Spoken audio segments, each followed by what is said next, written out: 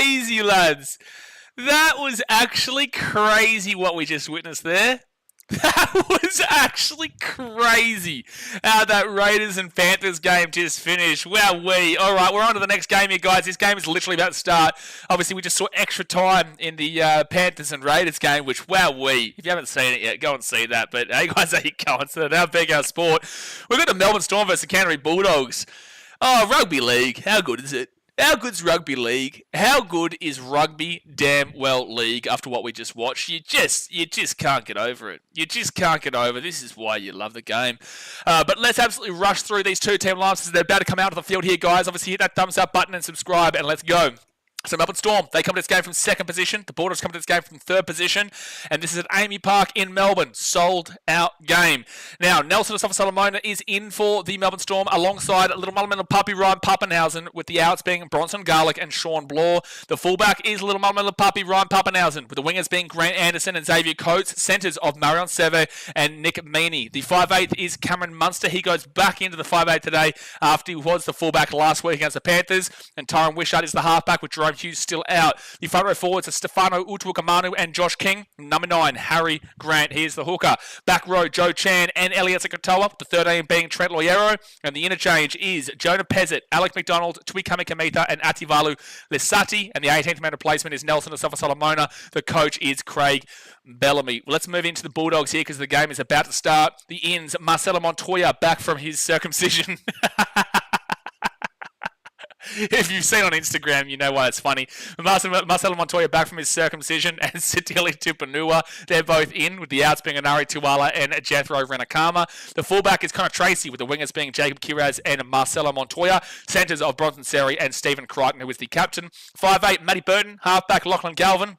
With the props being Max King and Samuel Hughes. The number 9 is Bailey Hayward. Back row, Vili Bombili, Viliami Kickout, Jacob Preston. And the 13 is Jamin Salmon. Interchange of Kurt Mann, Harry Hayes, Reed Marnie and Sitili Tupanua, with the 18th man replacement being Josh Curran. And the coach is Cameron Serraldo. Who am I tipping today? I'm going to tip the Storm. I think they should have enough in them, but this is a big test here for the Bulldogs.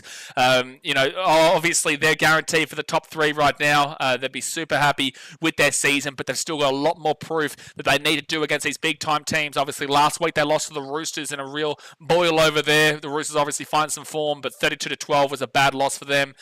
They really need to get a bit of a move on here, the Doggies, and this is a prime-time team for them to take on and to really prove their stocks, and especially with the quality we just saw in the last game between the Panthers and the Raiders. This is just such a hard competition to tip right now. It's such a hard competition to read.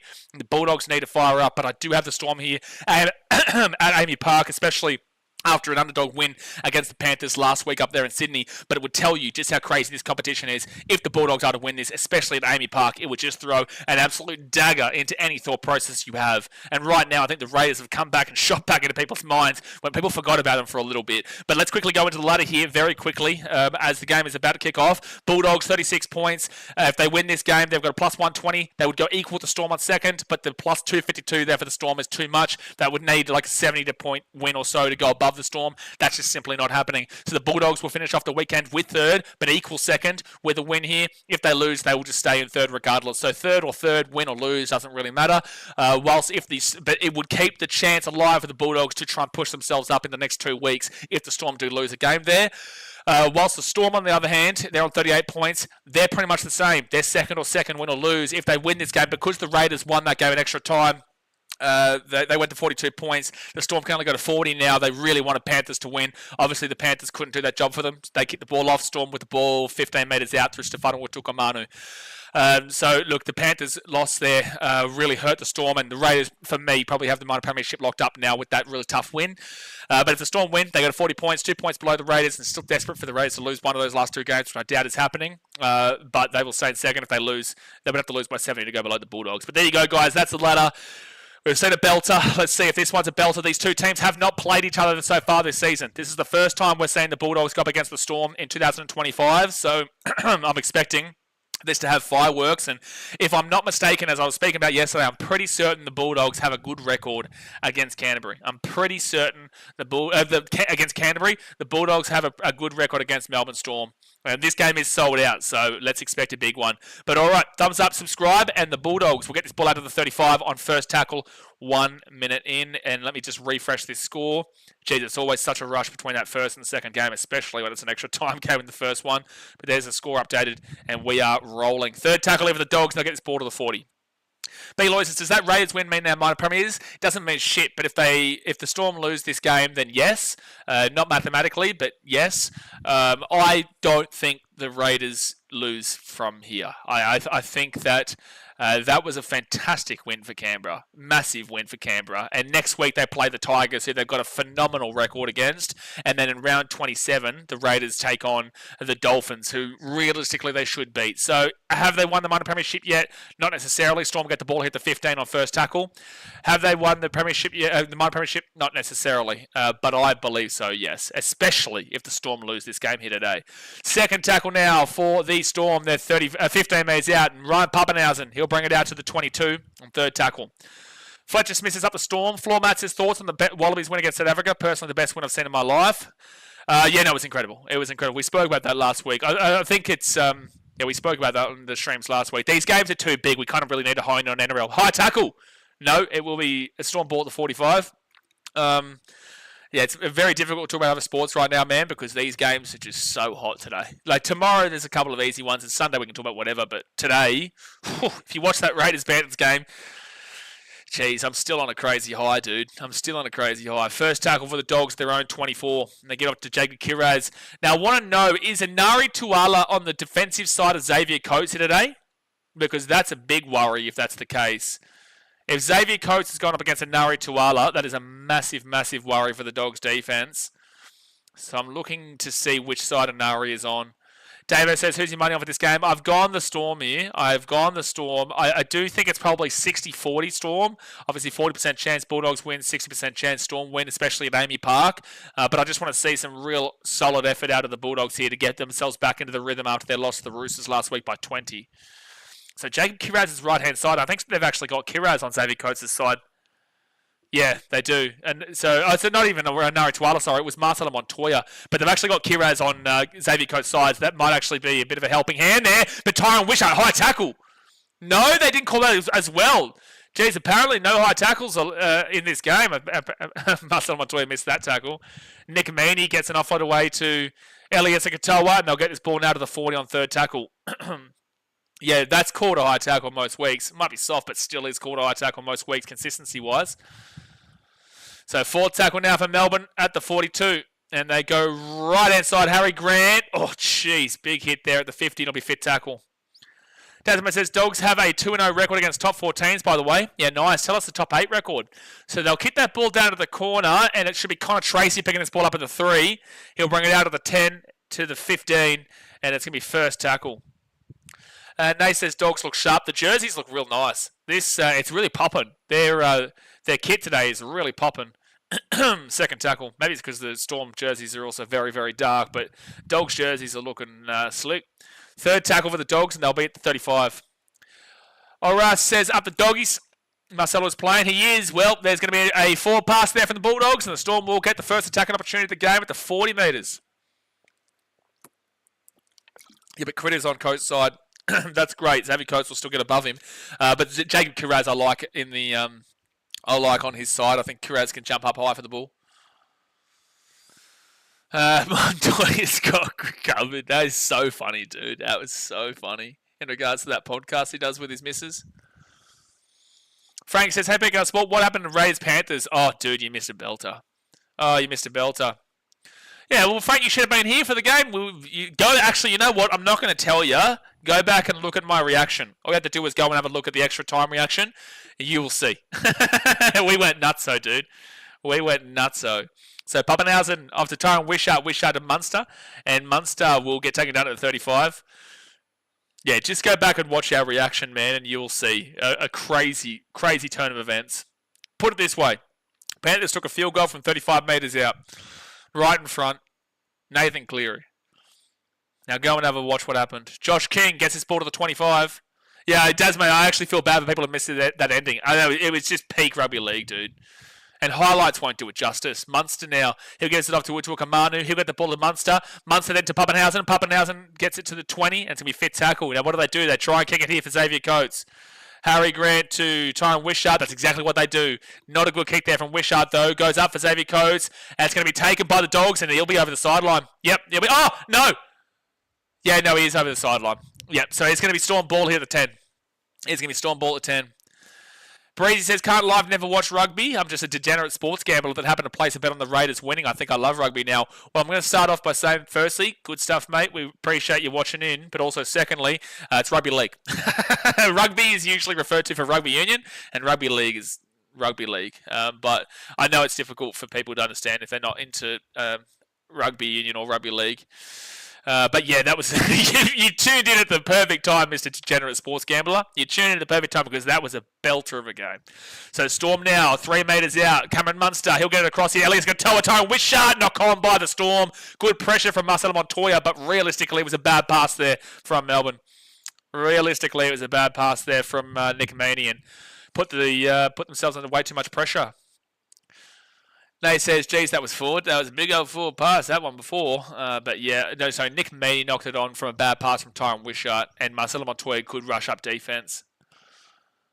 Nay says, tell him, Blaze. Well, I wasn't being mean to him. I wasn't being a dick. I was just saying, like, rugby league, rugby union, rugby, you know. Am I wrong? Am I wrong, Nath? Don't you make me bring up that Dragons result last night. Don't you make me do it. I won't do it. I will not speak about the Dragons losing 40.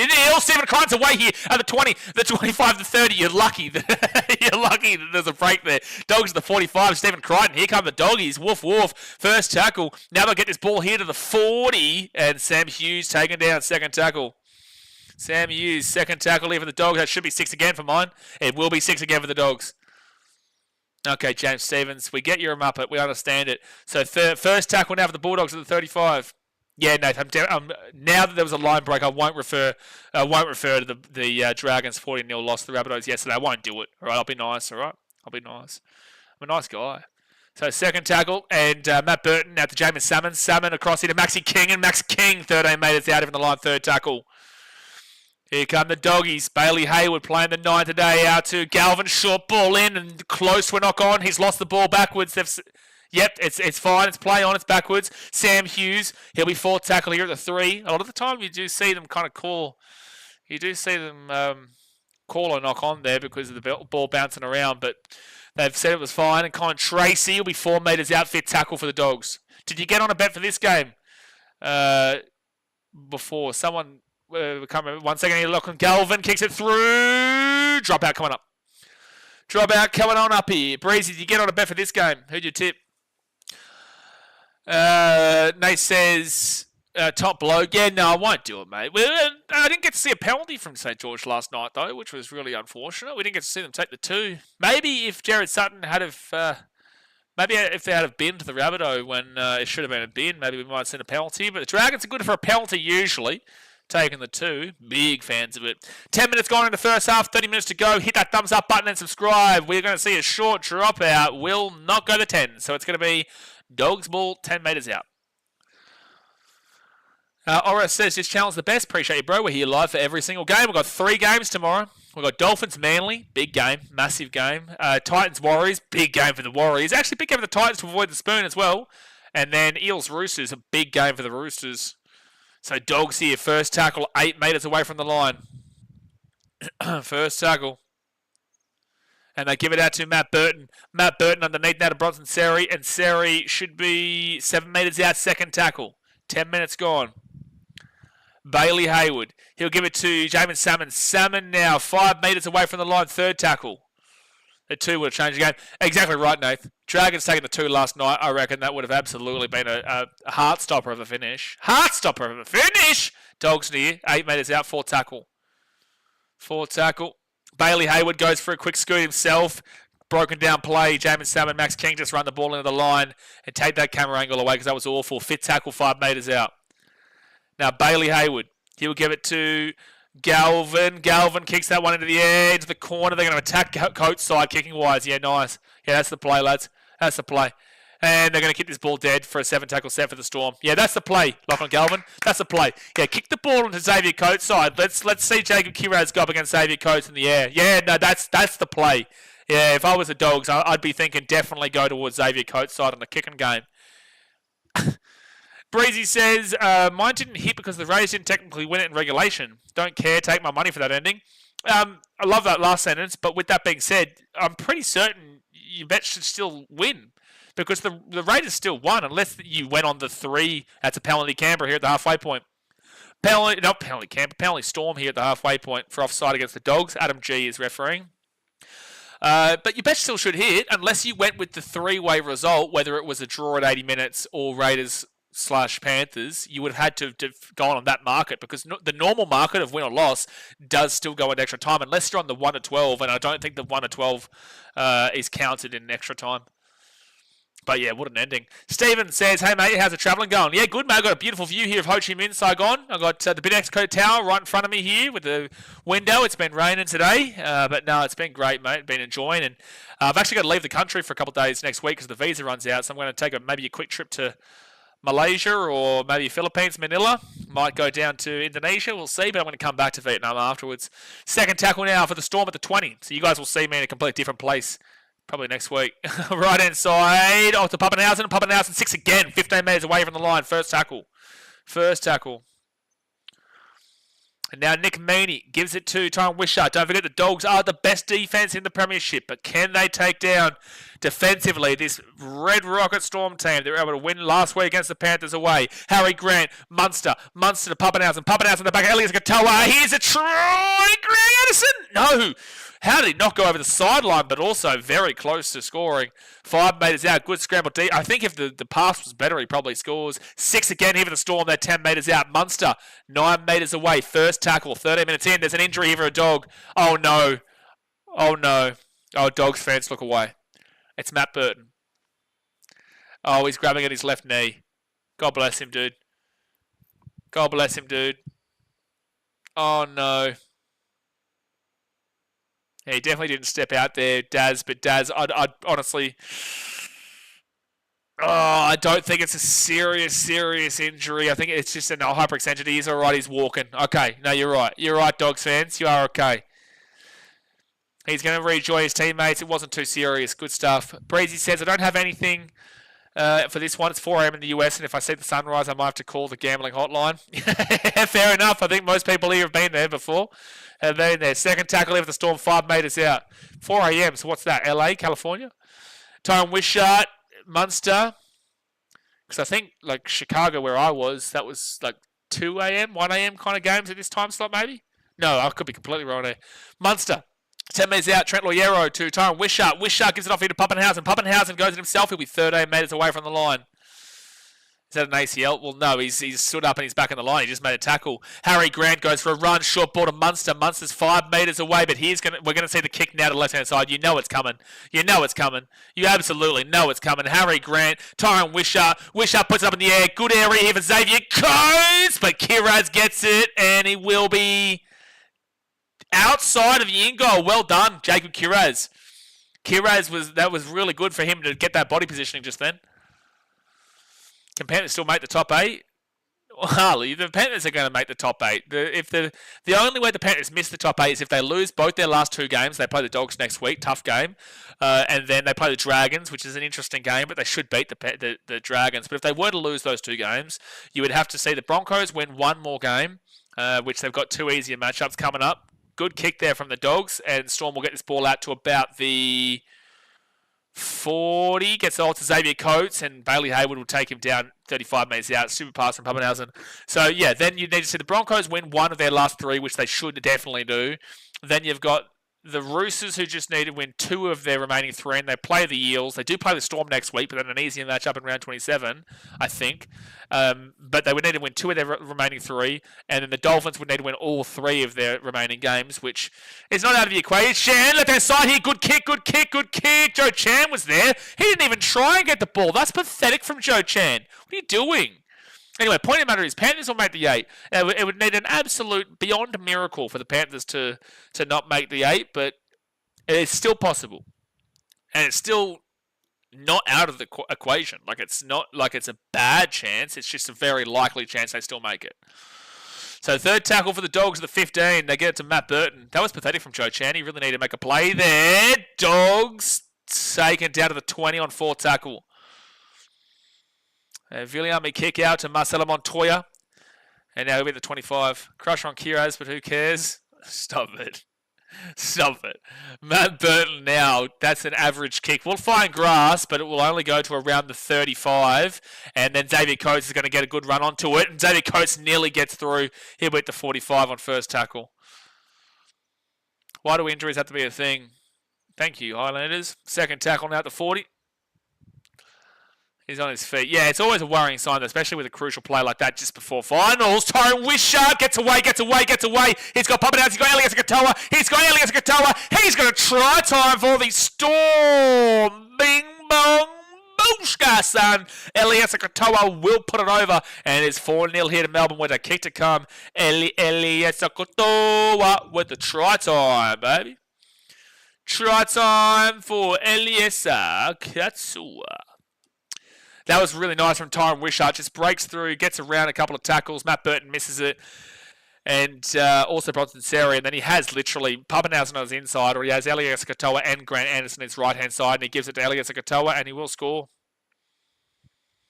Brogan Sports says, try time, bing bong, mother mish. Dasmate says he dropped it. Yeah, try confirmed, Dasmate. Try confirmed. That's a confirmed try there, Dasmate. Confirmed try. Yeah, no, he does score that one. Nate J says he's lost it, I reckon. Yeah, well, you reckon wrong. you reckon wrong, Mr. Nate J. You unfortunately are reckoning wrong. It's a confirmed try. All right, 23 minutes to go the first half. Elias Katoa tries 2 against the Bulldogs. Season 11. Korea 39 tries.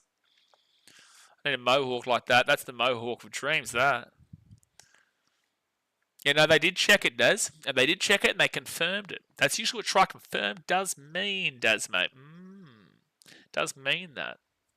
By the way, we had a whopping 1,053 people watching at peak of that last game. Like, that's massive for a regular season NRL game. Nick Meaney will get the kick. It is 6-0 to the Storm, 18 minutes in. I don't think you understand, like, the NRL community. NRL is such a limited game worldwide. Like, and I told you guys that we get a lot of Americans, we get Papua New Guineans, we get a lot of internationals as well. But ultimately, rugby league is a very limited game worldwide. So you see for like Premier League streams, they get huge. And you see for American sports, they get huge. But for our game of the NRL, like obviously on YouTube, we have the biggest 4 NRL streams. Usually for this point of the season, you will see games peak at maybe like 200. Like, obviously, the growth is different too. But usually last year, you'd see that probably maybe peak at 180, 200. That was over 1,000 people watching that game live, which shows how, like, big the NRL is also growing in regards to domestic viewership and international viewership as well. It's massive numbers, and those kind of games that really bring it up. This is a small community. It's a small sport, basically played out of 2 states. I know Melbourne's not in there, but 2 states and also the Warriors. But you got to realise how big that kind of is for our game of rugby league. It's super impressive. Third tackle now gets his ball to the 20. Brandon says, nice one, boys. Brandon says, Tracy tried to take his head off, and Storm will get this ball into the 30 on 4th tackle. And I was from Papua New Guinea, please. Oh, Henson, you've done yourself a mischief. Storm only has 1 S there, Henson. Henson, you've been here many times before. There's only 1 S in Storm. There's no plural, Henson. Henson, come on now, son. Come on now, Henson. Let's not get silly. Henson, how many S's in Storm? Exactly right, Nath. You know, exactly right. But you're lucky you don't get timed out for even referring to it, Nath. But we'll be gracious to you this one time. So second tackle now for the Dogs, and Jacob Kiraz will be at the 30. My heart's beating so fast. Well, 6-0 to the Storm, 19 minutes in. The Dogs didn't look too bad when they got into the attack and range. Nikhil says, one football streamer in the UK has just got given rights to stream 20 Bundesliga games this upcoming season. That's insane. This new media is on the way. It's only a matter of time. Australia is a bit behind in regards to that, but I agree. That's crazy. Bundesliga, though, is massive. Bundesliga is massive. Surely none of them are buy-in games. Surely they're going to be like lower ranked games, but like still, like that's huge, dude. Fit tackle for the Dogs at the halfway point. And Lachlan Galvin will kick that ball into the corner where Xavier Coates. Oh, Kiraz! What are they going to say? Knock on Coates or Kiraz? No, knock on Kiraz and then Coates knock on as well. So knock on both ways, but Storm ball. Albo would want to cut. Valid, Nath. Valid. For the Storm now at the 28. Ali says, Bulldogs, keep it up. PNG, stay for you. Xavier Coates with a good run into the 40. The 45 gets the offload away, and Grant Anderson taking down the 45 on the dog side of the field. This is a really good set that the Storm are doing right now. They give it to Tyron Wishart, and Wishart gets his ball to the 30, to the 25. The Storm are on fire right now. David says, Kiraz better than Coates. Don't know about that right now. Don't know about that right now. Josh King to the 20. 4 tackle. David says, makes you wonder why other teams don't make a play for Wishart Blaze. I mean, he would be a start in most other teams. Other teams do make a play for Wishart. They don't allow it. Storm don't allow it. Tyron Wishart will be at the 10. Fit tackle. Fit tackle off to Pappenhausen. Pappenhausen to the 10. Steps. That's fit tackle, dude. What are you doing? What's he doing? Pappenhausen, that was not good. There's no excuse for that. That was not good. And Nintendo, you know what you're about to do.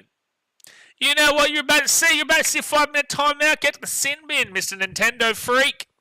You know full damn well that you were seeing 5 minutes in the bin. Jacob says, so many international NRL reaction been getting in my YouTube recommended since the State of Origin. It's great. See, absolutely. Absolutely. Moderators are slacking right now in regards to Nintendo. Dearie me, I'm going to have to do it myself. Oh my goodness me, moderators are slacking. It's slacking. There was not only one plural S, but there was also 2 plural S's there.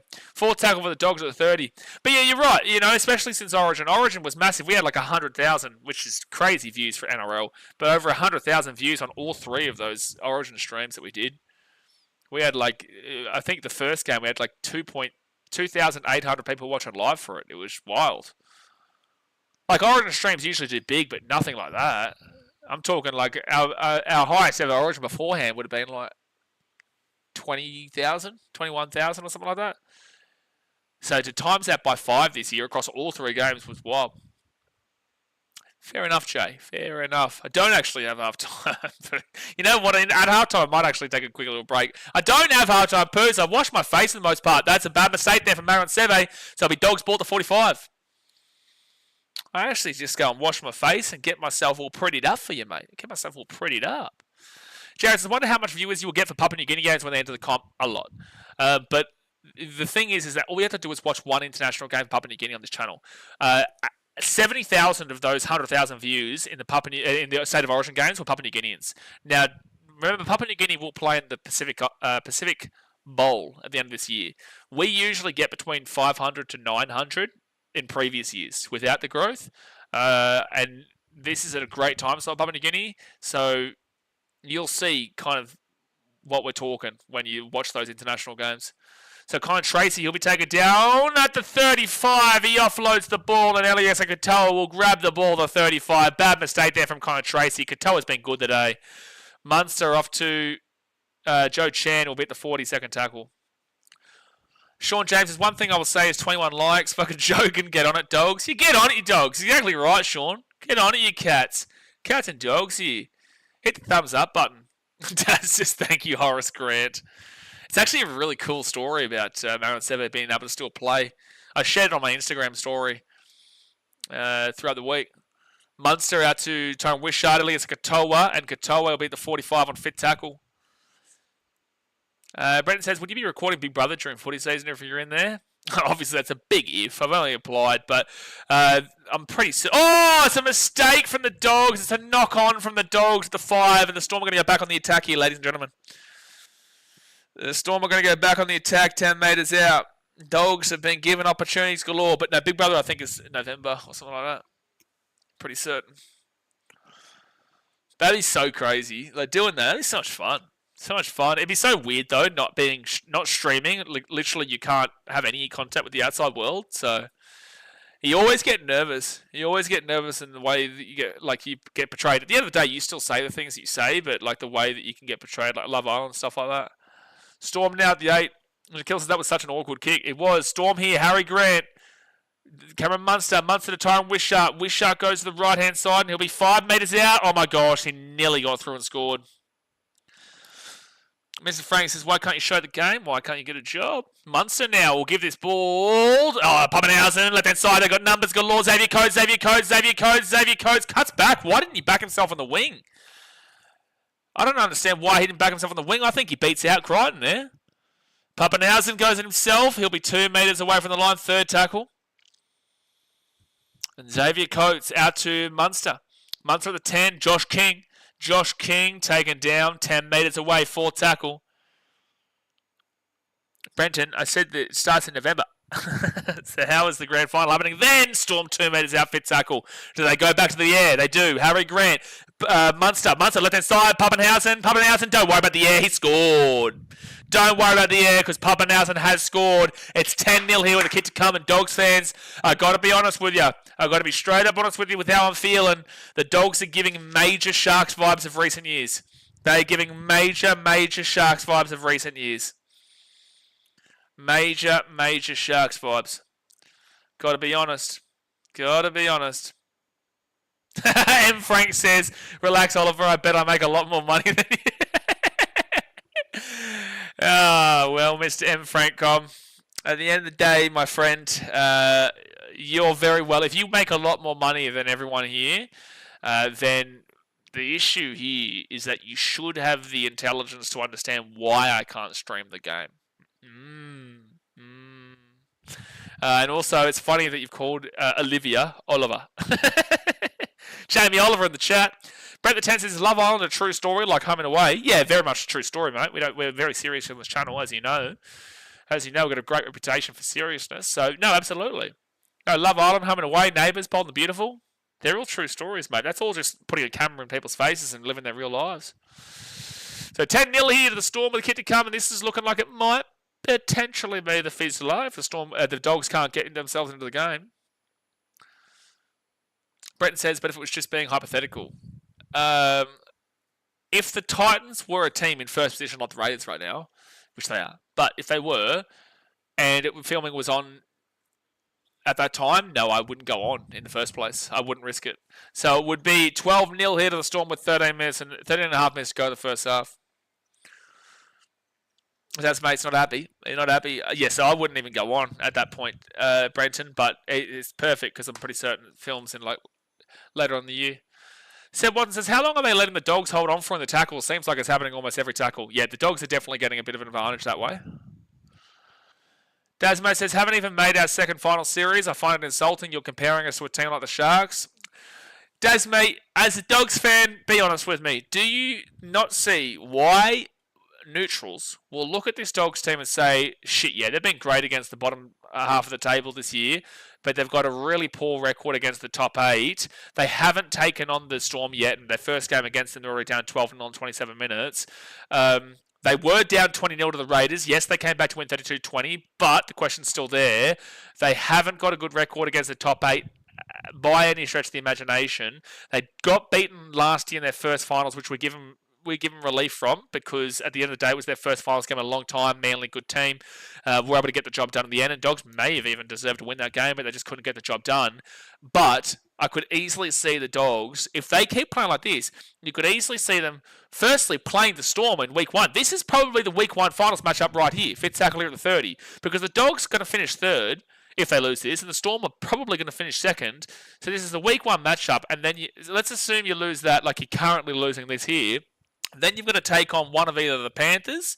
Probably the Panthers. Actually, it depends on where the Panthers finish up. But if the Panthers finish in 5th or 6th, if they finish in 5th, then you're probably going to be looking at playing the Panthers because they'll beat out the 8th place team of the Roosters or the Dolphins or the Broncos, in my opinion. So you're probably looking at the Panthers, or you're looking at a couple of other teams. I just find it really difficult right now. There's still like 2 weeks to go after this, and there's still a whole 50 minutes to go of this game. But the Dogs are giving major kind of bounce-out vibes. So Matt Burton, he'll get taken down here at the 35 on 4th tackle. Jay says, why don't you just make your username Hanson from PNG instead of repeating it every comment? So, fifth tackle here at the 20. Matt Burton, 15 out. Here's a chance here. Marcelo Montoya kicks it through. Oh, it's going to be Dogs ball. The 10 actually worked out quite well. Dogs get the ball. 10 metres out. Worked out quite well. Seb says Dogs were good until Galvin showed up. It's not Galvin's fault. I think the Dogs were fantastic until... And again, they could still win this game. But the Dogs were fantastic until they decided to change their entire team. They dropped Reed Marnie effectively. They said, Toby Sexton, get the fuck out of here. You know, they put lock on Galvin. They signed Galvin. And they were at first place and undefeated at the time. They were undefeated at the time. Undefeated. Take yourself out of the media speculation. First tackle now at the 5, and it's going to be Tupanua. He'll be 3 metres out from the line, second tackle. Here's a chance for the Dogs to get right back into the game. Bailey Hayward. Here's Galvin to Crichton. And Crichton gets the ball offloaded. 6 again here to Galvin. Galvin will be at the 5. First tackle. Panthers is down to 3. I know, I'm silly heartbroken tonight. Happy weekend, everyone. But you got to admit, what a crazy way to end that game. Panthers is down to 3. Just insane. Probably the greatest finish I've ever seen. No, just insane. Dogs will drop the ball. That's going to be Storm ball at 15. No, they're going to say, I think, Storm knock on. Yep, it's going to be a knock on Storm. So Dogs will get the ball here 15 metres out. But bad mistake there from Kurt Mann regardless. Who did Galvin replace? Toby Sexton, Brent. Toby Sexton. Ora says Galvin isn't bad. No, he's still very, very young, man. He's still very, very young. It's just the neutrals have jumped on the Tigers fans' hate wagon. I would argue that wasn't a knock-on just then, actually. I'd argue that wasn't a knock-on, but either way, oh yeah, Crichton, that definitely deserved a penalty. On report there. It's a good game. It's a great game. Dasmo says, but we were never going to win a comp with Toby at 7. You were undefeated at the time. 10 metres out. First tackle. 10 minutes to go the first half here, guys. Hit that like button and subscribe. Lachlan Galvin gives it out, and the Dogs will be 10 metres away from the line. Bailey Hayward gives it to Galvin. Galvin short ball to Tupanua, and he'll be 4 metres out from the line. Third tackle. Bailey Hayward across it to Kurt Mann. Kurt Mann to Galvin. Galvin gets it across to Connor Tracy. Connor Tracy sets back on the inside, but good defense from Murray Seve. Locks him down 6 metres away. Fourth tackle. Bailey Hayward to Galvin. Galvin out to Kurt Mann. Kurt Mann to Burton. Good rush-up defense from Nick Meaney. Slaps the tackle at the 15. You can't complain with that. Out to Galvin. Let's see this kicking game. They go back to the right-hand side. Crichton's going to go up for it. That's going to be knocked back here from the Dogs. And Xavier Coates gets it, and he brings it out of the 10. It'll be first tackle. 0 tackle, actually, because it was a knock-on maybe from the... No, it was backwards. So, yeah, it's first tackle. Now second tackle for the Storm at the 13. Like, sure, that's an opinion, Daz. I don't necessarily think that you are off your rocker in regards to the potential opinion of it, but the Dogs were undefeated at the time. And also, Mitchell says never going to win a comp with Galvin at 7 either. I don't know about never, but he's a Tigers fan for context for everybody. He's still very, very young. I think that it was basically them saying, we don't want to win the comp this year, but maybe next year. And it's like, well, you had a chance to win it this year. Oh, Connor Tracy bubbles it, but he'll get this ball out of the 35 on first tackle. Scott, what's the reason for Sevo wearing goggles? Lots of things. Yeah, he beat... he's had a really rough life, but he's able to still fight on. Something about nearly went blind, but now he needs to wear this so he doesn't go blind. He's had cancer in his life, and he's gotten through that. Like, he's a strong man. Strong man. You got to really appreciate it. But Google will help you out there, man. I can't remember, but it's a really cool story. Why change something that is working well? Don't get it. Exactly right. When you are at the top of the table, when you are going well, you want to be out of the media speculation. You want to be out of the media spotlight at every possible opportunity. You never want the media to be talking about you whatsoever. That's why Canberra have done such a great job. Bronson Seri taking it down to the 15. Fit tackle. 15 metres away out to Matt Burton, then across to Galvin. And Galvin puts a pretty basic one up there. It makes it competitive, though. Storm knock it back. It's gone backwards. It's fine, yeah. And Elias Gatol picks it up, and he's going to bring this ball out here to the 10 on first tackle. Desmond says, we didn't buy Galvin to win a comp this year. We brought him for the player he'll be at 25, 26, and so on. Again, don't disagree with you. But you had a guy that was undefeated there. Like, you were undefeated this season. You had a guy there. It's like, well, sure, you could have bought him, but I probably would have let him maybe wait until next year. Again, I'm not blaming Galvin. I think he's super young. But it's like, why say, screw this to win the premiership this year, only to win next year and beyond? Sure, you can say you're building a dynasty, but you haven't built anything yet to say that there's a dynasty. You need to win at least one premiership before you can start talking dynasty. And it's like, why throw away this year potentially for next year when you could do it this year? Do you understand what I'm saying? Sexton's better than Galvin. I'm going to disagree with you there, Scott James, long-term wise. So first tackle now for the Dogs, and they'll be at the 25. It's like, I know Toby personally. Like, I know Toby well. I will never shit on him. I like the guy. We've been, we were close when he was at the Gold Coast, and he's a great dude. But at the end of the day, I think that long term, Galvin is the right shout. I just don't think you change a winning formula during the season when you're on top of the table and undefeated to drop Toby for Galvin. So Galvin now third tackle at the 35. They give it out to Kurt Mann, and Kurt Mann will be at the 40. Gives the offload away to Galvin. And Galvin gets it to Viliami Kickow, and Vili Bombili, good run here, gets away from a couple, gets the offload away back to Galvin, and Galvin gets it across here. They've got numbers here. Oh, it's a huge hit there from Xavier Coates, but they've still got the offload away in Crichton to Carraz. Carraz now at the 30, it's still third tackle, and he's going to get the offload. Why? You need this offload, but anyway, it's going to be, they're still continuing. And this Jacob Preston's now fourth tackle at the 15. Did they call 6 again, or did they say it's still? No, it is fourth tackle. Lachlan Galvin at the 15. The Dogs are at least having a good cracker in these last few moments. Galvin taking it out 7 metres out. And now Bailey Hayward, Burton gets away from a tackle. Bailey Hayward, then off to Galvin. Galvin gets his ball away across. That was stupid. And it hits the ground and goes back to the 30. Very ordinary pass. At least the grubber will be okay. And that's going to... Oh, no, it won't go for a 7-tackle set. But that was a real scuffed pass there from Galv. So, Papanow's under the 10. First tackle, 5 minutes to go the first half. Desmond says, if it wasn't Galvin, it would have been Mitch Woods. Well, then that would have been even more of a significant question that I would have been slapping and the fans would have had every right to criticise that. That would have been the worst criticism possible. At least Galvin had shown something. Like, Mitchell Woods is very promising, don't get me wrong, but he hasn't even had he hasn't played an NRL game yet, has he? I don't think he has. He hasn't played one or anything. But at least Galvin's proven himself a little bit more than Mitchell Woods. That would have copped a lot more slander than what Galvin copped. Just wouldn't have got the hate from the Tigers fans, obviously. And that's a 40-20 attempt here. Oh my gosh, that's gone 40-20. Oh my gosh, that Munster kick is incredible. Oh my gosh, that Munster kick is actually incredible. That's actually an incredible kick. So it's actually 42. He kicks it from the 39 and goes out around the 2 metres. That's a brilliant kick from Munster. Huge. Grabs me grass, huge play.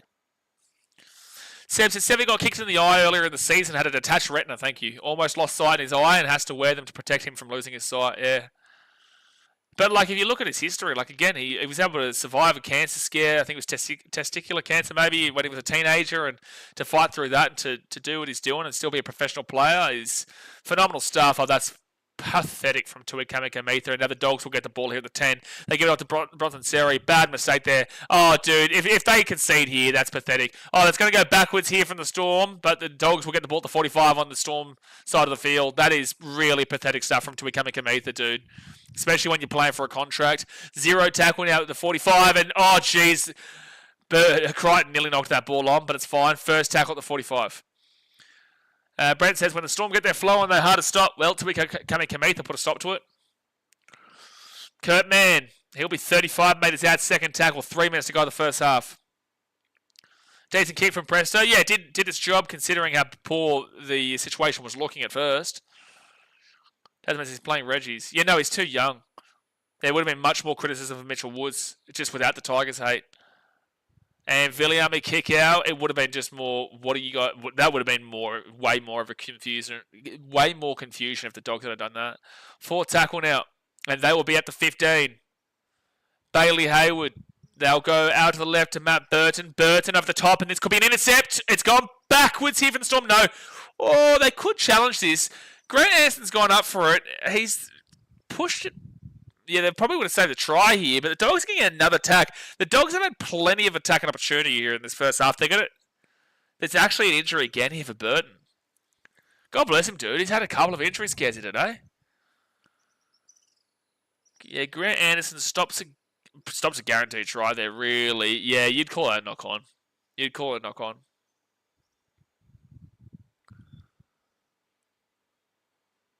Breeze says need over 29.5 total points. It's a tough one, dude. These are two very good defensive teams. The Dogs are the best defense in the competition with only 366 points conceded, and the Storm are the second best defensive team in the competition with 375 points conceded. Yeah, the Storm are the best attack in the competition with 627 points scored. So this is the best attack up against the best defense, whilst the Dogs' attack is not good at 486. The Dogs are behind the Raiders, the Storm, the Sharks, the Panthers, the Broncos, the Roosters, the Dolphins, No, that's it. Yeah, so they're behind the Raiders, the Storm, the Sharks, the Panthers, the Broncos, the Roosters, the Dolphins. So they're 8th on attack as well, the Dogs. Best defense, but 8th on attack. Storm are second best defense and best attack. So the Dogs now are 10 metres out over the line, which is what you're kind of seeing so far with how much possession the Dogs have had in a good area, but they just can't break through this line at the moment. So it's going to be tough, but that's only 18 points, but still it's going to be very tough in a game like this. So second tackle now for the Dogs, 9 metres away from the line, 2 minutes to go here in the first half. I agree, Daz. You probably do need points here on the basis that you've been down here a lot. And to be held scoreless in the first half, considering, would be pretty rough. Right-hand side, now it's going to be 4 pass. 4 pass there from Lachlan Galvin, and it's going to be Storm ball at the 10. Brenton says, Grant Anderson been having a blind this game. Is he off to the Bronx next year? He is off to the Broncos next year. He's actually been having a really good season. He's actually been having a really positive season. Chase is Paul Lagan. Chad Choice says, Storm is the better team overall. Yes. Well, they are second. They are higher on the table. Tasmate's not happy with Galvin. Yeah, Storm are the better team overall. Second best defense, best attack. Bulldogs, best defense, 8th attack. All right, so Grant Anderson will get this ball to the 13. 1 minute and 7 seconds to go here in the first half. And Harry Grant off to Elias Katoa, and he'll bring this ball out here to the 15 on second tackle. Get ready, chat. Big hit to the ribs. It was Harry Grant off to Nick Meaney, and Meaney now, he'll get the ball to the 25, third tackle. So this game's been good, but obviously, if anyone here is watching this and didn't watch the Raiders-Panthers, geez, you missed out. You missed out. And penalty to the Storm. Well, Storm, take it quickly. Take it quickly. You've only got 36 seconds here. They've stopped the clock, actually. I don't know why. So Munster gets hit late there by Jacob Preston. So it's a fine. It's definitely a penalty for late contact. Jack Lewis says, how is transfer budget working in NRL? Like, do all the teams have the same amount for recruitment? Or what? I don't understand. Is some big players go to the smaller clubs? Salary cap. Salary cap is an in-depth conversation, basically, if that's what you're asking about. So I'd probably suggest Google for that one. But salary cap is basically all the teams get the same amount of cap space, and you have to fit players within. And then you try and utilise, if you're a good team, you try and get players for less money because they've got a better chance, a better likelihood of winning a premiership. All right, so left-hand side and Storm, Alec McDonald to the 50 on second tackle. Harry Grant, and he kicks this ball over the top here. Really didn't make a great deal of sense, but sure. And Contrary takes over the sideline. That's half-time. That's half-time. So, 12-0 Melbourne Storm. They have been the better team here, but with that being said, the Dogs have had plenty of attacking opportunity. They have been down that end a lot, but they just can't come away with any kind of points at the moment, which is alluding to the fact that the Storm are the second best defensive team in the competition, but also, let's put it this way, the Storm are actually the best defense in the competition right now. They are the best defense and the best attack, because if you include that half of football, the Dogs 366, the Storm 375, the Storm 0 from that first half. The Dogs add 12 to it. So that's 378. So the Storm are actually the best defense in the comp right now and also the best attack in the competition, which tells you why most people should be tipping the Storm to win the competition, despite the fact they've still got no Jerome Hughes, they've still got no Will Warbrick, and they've still got Nelson, who's 18th man tonight. The point of the matter is this Storm team is just, they're really getting red hot here, really getting red hot at this back end of the season to make a prime run at it, and it's very difficult to see someone beating them right now. You know, for them to go and beat the Panthers in Sydney last week, with Munster out of position in the fullback, Munster usually a 5'8", so they're in the fullback. Ryan Pappenhausen's out. So their fullback, their 5'8", who's shifted, and then their halfback and Jerome Hughes all not playing in their position or out of the game, and then for players around as well not to be there, and then to go and beat that Panthers team who are now 0-2 in their 2-game slant against really big opposition with the Bulldogs playing next week. That Bulldogs-Panthers game is huge next week if both these teams lose today. That's massive. That's absolutely massive because both of them are going to need a win, especially the Bulldogs. Well, actually, no, especially the Panthers because they won't be guaranteed for the top 8, especially if the Dolphins beat Manly tomorrow. So we've got a big day tomorrow, but right now I find it really difficult to see someone beating the Storm. I really do. I find it really difficult. But let's get into these team stats here. Keep chatting away in the chat section. Obviously, hit that thumbs up button and subscribe. And let's get into the stats. So the possession, 50% for the Storm, 50% for the Dogs. They've both got the same amount. Elias Katoa and Ryan Papenhuyzen are the try scorers here today. Time of possession, 14 minutes 37 for the Storm, 14 minutes 19 for the Bulldogs. That's basically 29 minutes of time of possession. You're not complaining with that. You're pretty happy with it.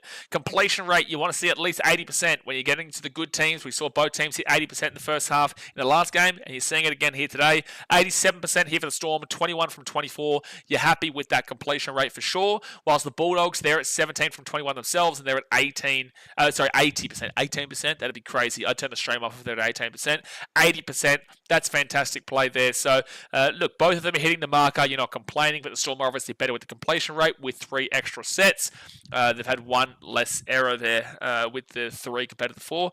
Now, runs-wise, the Dogs have more. They've got 100 runs, whilst the Storm have 98. The Storm have 721 run meters. The Dogs have 719 run meters. So what that tells you right there is that it is bang, smack, equal in regards to the run meters. It's now 100 runs for the Dogs, 99 runs for the Storm, 726 run meters for the Storm, 719 meters there for the Dogs. Now it's 100, 734, 719. They've both got the same amount of runs. So basically it's a 15-meter swing. Who gives a shit? It's the same amount of run meters for both teams. There's not really a massive advantage here. Then post-contact meters is 244 for Melbourne, 213 for the Dogs. You can look into that and say there's a 30-meter gap there for the Storm over the Dogs. That's pretty big and pretty advantageous when it comes to post-contacts. So the Storm are very clearly winning the post-contact battle. Then you go to the line breaks, 4-2 in favour of the Dogs. So they are finding some space. Tackle breaks is 22-17 Storm way, though. So the Storm have missed 17 tackles. The Dogs have missed 22. Both of them are quite high. 17 at the upper end of average, whilst the 22 is 5 more than the average. So that's pretty rough there for the Dogs. Now, average set distance, both teams aren't making a great deal of meters. 25 and under, turn the stream off. It's just literally pathetic. 25 to 30, you wouldn't even split it. It's disgusting. 30 to 35 is underwhelming. 35 to 40 is hitting the marker, average. That's what you want to expect. 40 to 45 is great. 45 to 50 is fantastic. And the 50 plus is perfect. You can't ask for much more than that. The Storm are at 30.89.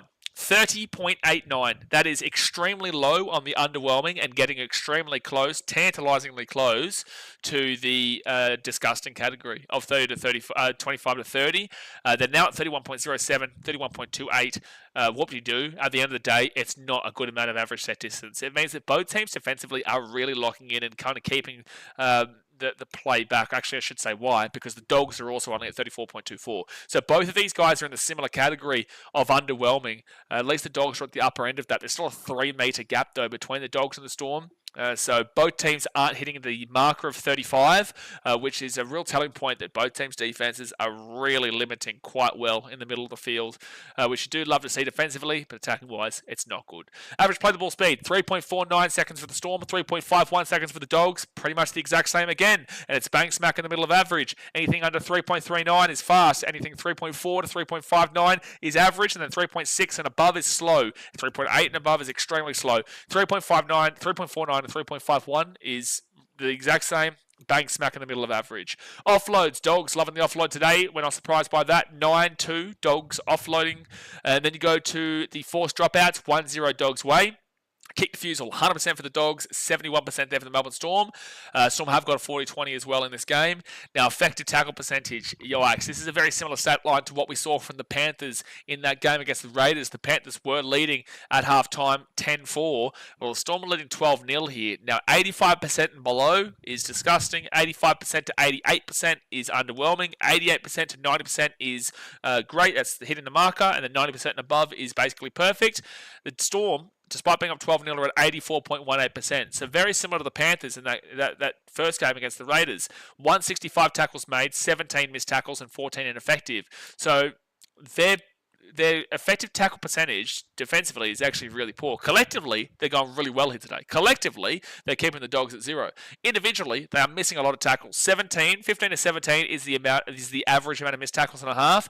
They're at the highest end of that at 17, and the ineffective is an average of 7 to 8, 7, 8, maybe 9 as an average. Anything above 10 is bad. They're at 14, so they're 5 worse than the highest point of the average of ineffective tackles. That's 31 bad tackles in the first half. So collectively speaking, the Storm are defending really well, but individually speaking, they are still missing a whole bunch of tackles. Now for the Dogs, on the other hand, they're at 88.41%, so they're at least hitting the marker there. They're at least in the range where you need to be seeing them at.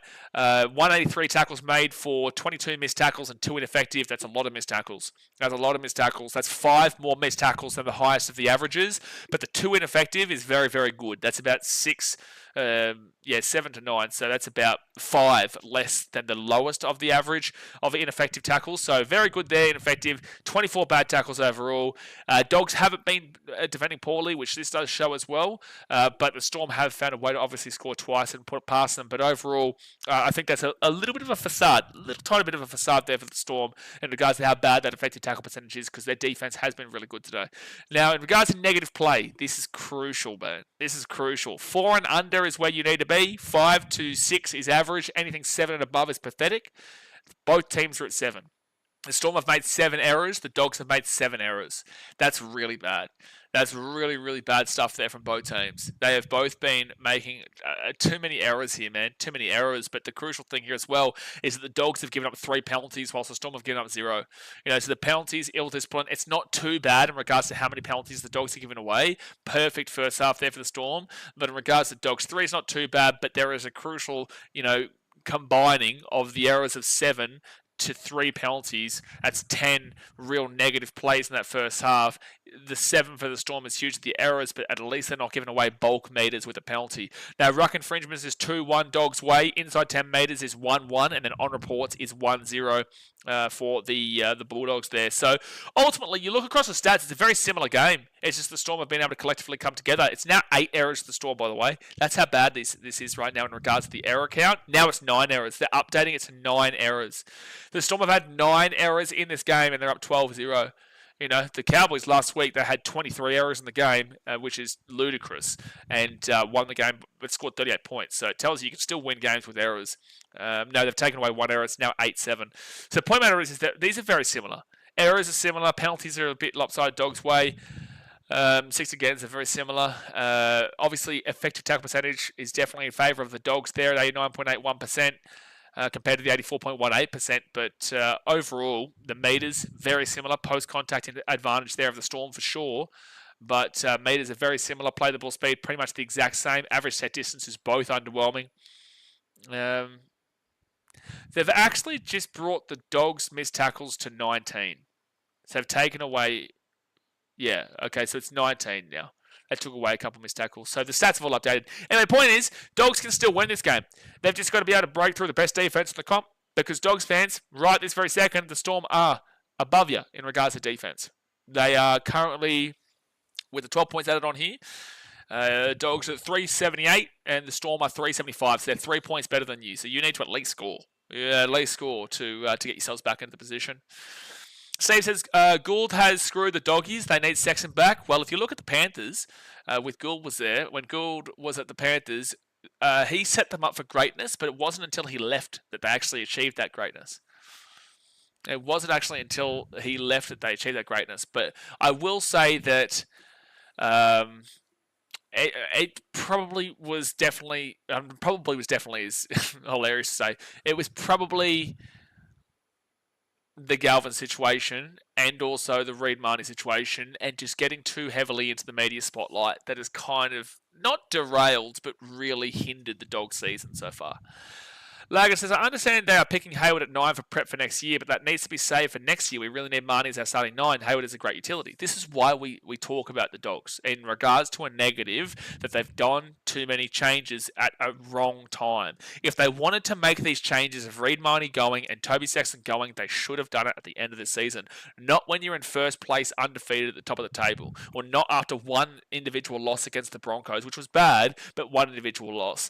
There's no argument for the Dogs finding it acceptable to go and completely change their team. To go and completely change the outset and the context of their team in the middle part of the year. Now, can they go and win the comp? Sure, please prove me wrong. But at the end of the day, they're down 12-0 here against the Storm. They lost by 20 points to the Roosters last week. They haven't had a good record against the top 8 so far this year. Yes, they beat the Raiders, but they had to come back from 20-0 down in that game to win that 32-20. So there is absolutely question marks on the Dogs. They made the wrong decision in regards to changing their entire team at the time when they were doing some fantastic stuff. And they need to get some momentum going because there's a very big likelihood chance they lose the Panthers next week, and then that's 3 big games in a row they would have lost to teams that they will be competing with in the top 8 when it comes to the finals. So the Bulldogs, and this is why I keep saying to people, I am getting significant vibes that this Bulldogs team could easily be a Sharks team of recent years, where the Sharks have been great in the regular season, they've kind of wanted them to the top 4, they've wanted into the finals, and then get bounced out in straight sets. Because right now, the Bulldogs are playing the Storm in Amy Park in Melbourne in a regular season game in round 25. Well, guess what?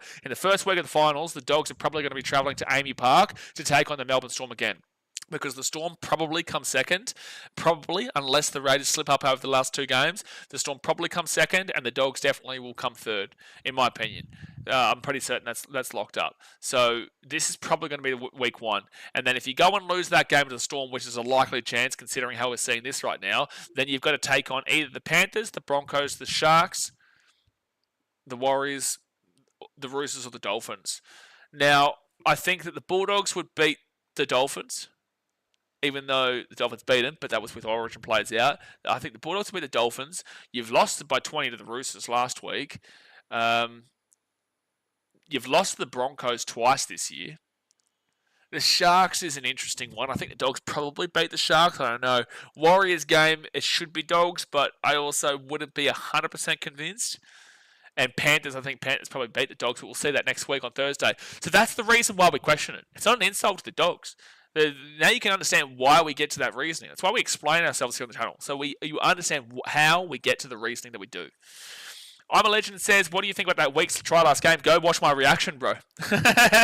Go watch my reaction in the last game. You'll see it. I went crazy, dude. I went crazy. I went absolutely crazy. Dude, that was a nuts try. But yeah, you can go and see my reaction to it live. Aussie Muzzy says Bulldogs need to bring Saxon back for the finals. Not the play. You've made your bed, now lie in it for me. I think if you bring Tubby Saxon back in, that just completely changes the team, and that also kills the confidence of Galvin going into the future years. I think that's the worst thing that you possibly could do. I think you have to just back in Galvin at this point. There's just no 2 ways about it. There's no 2 ways about it. Frank says, wish me good luck, everyone. I will be running a marathon from Elanora to Labrador, Queensland, 5 hours and 21 minutes, 23 kilometres. Tip the Titans to win. Hopefully they play well for you, Blaze. Hopefully, bro, Frank. Hopefully, but good luck with your run. Elanora to Labrador is a good run. That is a good run there. Do you have to go up the Elanora Hill and stuff like that as well? Gee whiz, it's a big run. But yeah, good luck with that. But hopefully the Titans can get up tomorrow, mate. Look, I don't necessarily believe it'll happen, but I know that there's a good chance it happens, and it's a hard game to predict on the basis that they're the bogey team and they beat them 4 weeks ago. But overall, it's a very difficult game to it's a very difficult team to back in. But hopefully they get up. Canal says, go the Storm. Well, they're up 12-0 right now. Second half is about to get started, guys. So hit that thumbs up button and subscribe. Yeah, lighting's fine. Lighting is fine here. Lighting is fine. Brent says up the wires. You shut your dirty mouth, Newcastle fan. You shut your dirty mouth. Don't ever say that again. Until next week, you're allowed to say it. Grippy says, maybe on Seve or Howarth. I'd probably go Howarth, but I think Seve's been really good today. I would probably say Jack Howarth. But Seve has been very solid today. Dasmo says, I don't care about this game. Sun's about to clinch the finals. You don't care about a Bulldogs game, Des? You don't care about a Bulldogs game? How the Sunnies doing? Go Suns. Ooh, that's a close game. 3-point game against Port. I know you got that makeup game, but oh, yikes. If they lose this game, oh, yikes. I know they should beat Essendon. Like, they have to be in it. They should definitely beat Essendon. If the Suns choke from here, like, the ribbing I'd give their social media team for their slander on the Titans this year would be monumental. But I want the Suns to make the finals. Crippy says, hurry up, lad. What do you mean, hurry up? Hurry up what? I'm here. I haven't gone. What do you mean, hurry up? All right, so the Storm are going to kick this ball off here to the Dogs. They're going to bring this ball here from the in-goal. Matt Burton off to Harry Hayes, and he'll get this ball now to the 13. Does anyone think the Dogs are able to come back in this game? Does anyone think the Dogs could come back in this one? Second tackle here at 20. But no, hopefully the Titans can do something tomorrow. Obviously got a big 3-game slate tomorrow. Then we start off with Manly Dolphins first, and then we go into Titans versus Warriors, and then we've got Eels Roosters. Yeah, that's right. That is correct. There we go. And now Dogs at the 45. No, Dogs season is over. Mr. 78 Nozzle says. I think that's a bit harsh. I think that's a little bit harsh to say the Dogs season's over. Lachlan Galvin puts that one into the corner, and Melbourne get this ball at the 15. Pappenhausen brings it first tackle. David says, yeah, mate. Yeah, me. Yeah, mate. What are you speaking, Samoan? You speaking Samoan, son? That's me, yeah, mate. You talking Māori? You speaking Tongan? What language is mate? Third tackle. And then you say me. Me. Sounds Vietnamese. Vietnamese. Fourth tackle now at the 25. Dazman says we were forgetting we were down 20-0 to the team running first right now. Hey, that's great, Daz. Very different time of the season. Also, yeah, don't think that's going to happen. But sure, you are right. I'm Samoan. Oh, you're Samoan. Fair enough. All right, so Jake and Kiraz, they'll be in good field position here. They'll be 48 metres out from their own line. 30% chance. Well, I gave them a 40% chance before the game started, so now they're down by 12. I'll probably go, maybe around the 20, but yeah, fair enough. All right, second tackle now for the Dogs, and they'll be at the 40. They give it to Galvin. Galvin off to Harry Hayes, and Hayes is going to be at the 25 on third tackle. Actually, we'll ask you guys in the chat here. Like I said, I've got to get out of Vietnam for a couple of days or so, maybe a week or so. Oh, probably a forward pass there. Tupanua, Galvin. Galvin will be taken down here at the 15 for tackle. Suggest me a country in Southeast Asia that I should consider going to if you've been there. Whether it be Kuala Lumpur, Malaysia, or whether it be Philippines or Bali, or maybe even South Korea. I think it's probably a bit too far, though. Cambodia or Laos or something like that. Fifth tackle, I don't feel like going back to Thailand. Fifth tackle at the 5. I think we'd like Philo. Yeah, probably go for a week or so. Oh, charge down. I don't know. Why would you do that? 6 again. 6 again here for the Dogs at the 10. Why would you do that? Who's charging the ball down there? What are you rocking with? You're rocking with something silly, and now 6 again as well for the Dogs. What are the Storm rocking with? So Jacob Preston now is 3 metres out from the line. First tackle after another 6 again. Another 6 again here for the Dogs. They're 3 metres out. Harry Grant involved in that one. Bailey Hayward goes for it. I think he scored. I think Bailey Hayward has scored. 12-40 with the kick to come. Good stuff. Doggy, woof, woof. Good stuff. Doggy, woof, woof. Bailey Hayward out of nowhere. And that all comes off that idiot. Whoever the idiot is who tried to charge that ball down, you are an idiot. Idiot charging that ball down on fifth tackle makes absolutely no sense.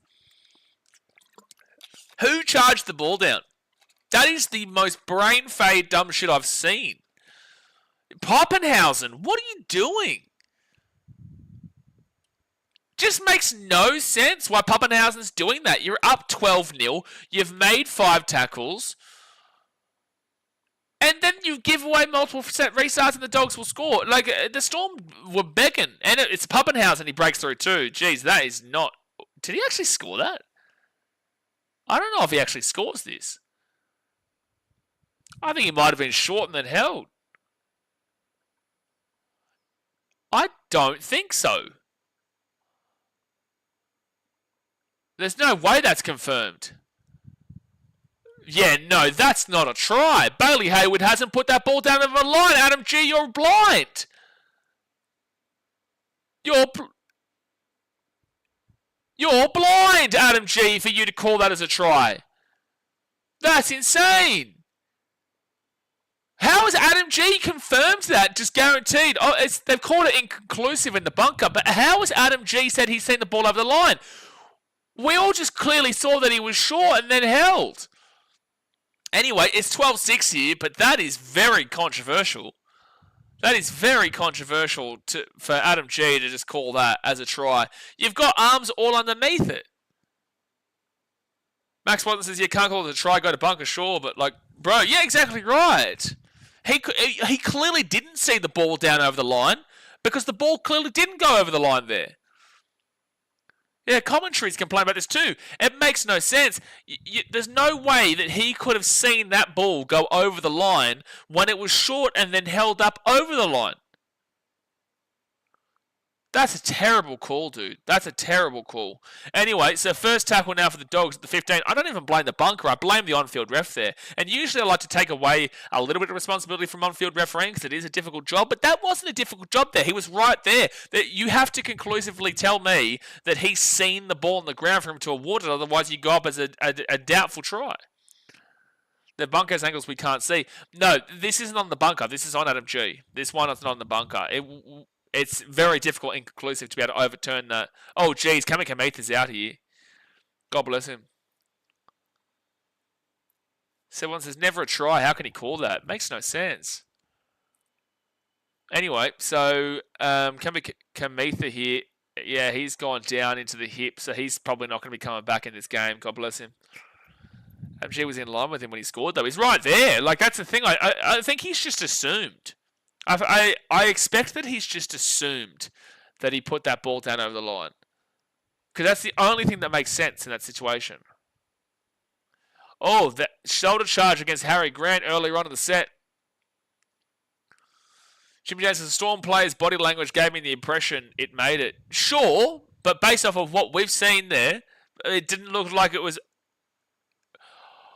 in the bin for Harry Grant?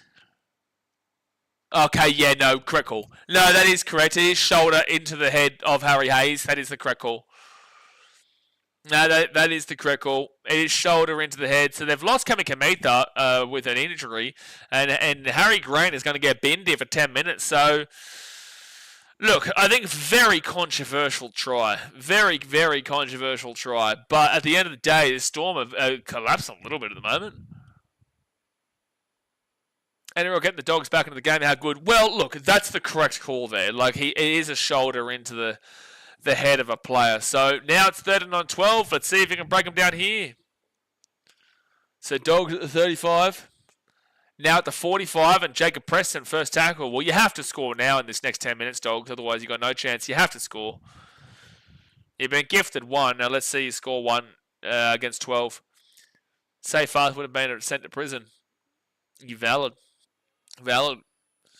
Could you imagine what Trell would have got? Out to the left-hand side, Lachlan Galvin. And Galvin will be at the 35, third tackle. Seb Watson says that the try isn't, though. That's a momentum change. Yeah, it is. I agree. But the momentum change realistically was Pappenhausen charging down a ball that was not even close to being necessary to charge down. Bailey Hayward now. He'll bring this ball to the 10. And it's going to be fit tackle. I feel like they're getting a knocking. I don't understand. And Galvin right inside. Flick on. Jacob Kiraz. He will. Try time in the corner. And it's 12-10 with a kick to come. Oh, this game has changed from a really controversial call. But it is a fair try here for the Dogs down the corner. It's 12-10 with a kick to come. 12-10 with a kick to come. Lapetti says, come on, Storm, have faith, you please. Well, it's 12-10 with a kick to come. Game on. It's really unfortunate that people are going to be talking about that try. That the Dogs probably shouldn't have been given, but at the end of the day, Harry Grant deserved to get binned, and the Storm are down to 12 on the field. Now the Dogs have a conversion here from the sideline. There's a great tip on there from Crichton. It's really strong there from Kiraz, and yeah, really strong there from Kiraz to score that in the corner. Trell would have been sent to Maxo. Yeah, exactly right. Oh no! Have a look at that. The crowd's gone up here. Jeez, that's so strong, dude. That's so strong from Kiraz to get past Pappenhausen. Has he grounded that ball? I think he might have dropped this ball here, Kiraz. I think... Oh, jeez. Show us the... Yeah, they're going to say no try. They're going up to the bunker here, lads. They're going up to the bunker. Doesn't mean to suck on them apples. Buzz Rothfield, well, he'd be pretty happy because Kiraz, I believe, has dropped this ball. He has. He has lost that ball, so we'll be Storm getting the ball at the 20. Storm getting the ball at the 20. No try. No try. 32 minutes to go here of the game. So Storm fans, be very thankful. Munster couldn't make too much of a play at it. Coates just grabs around his legs, but they're very lucky. But the game is still well and truly on, though. There's only 6 points in it. Is Tui Kamikamica update? No way he comes back. Yeah, there's no way. So he won't be back for the rest of the game, Tui Kamikamica. He will not be back for the rest of the game. Is that a Storm fan or a dog chant? No, it is Melbourne chant. All right, so first tackle here for Melbourne at the 28. Dad says, Adam G, your Muppet, did my payment not go all the way through at half time? Well, Adam G called it a try. So, and Adam G gave you a try for your only try so far. So, Adam G got your payment. He got your payment, all right. Second tackle on Elias Katoa gets the ball to the 40. Lepetti says if Harry Grant got sent in for a reason, then yeah, it was absolutely for a reason. It was a shoulder charge directly to the head. That's always getting binned. Always getting binned, which Adam G actually missed originally, but the bunker called it. Pappenhausen at the 45. Zinger Brock's bribe didn't work, Daz.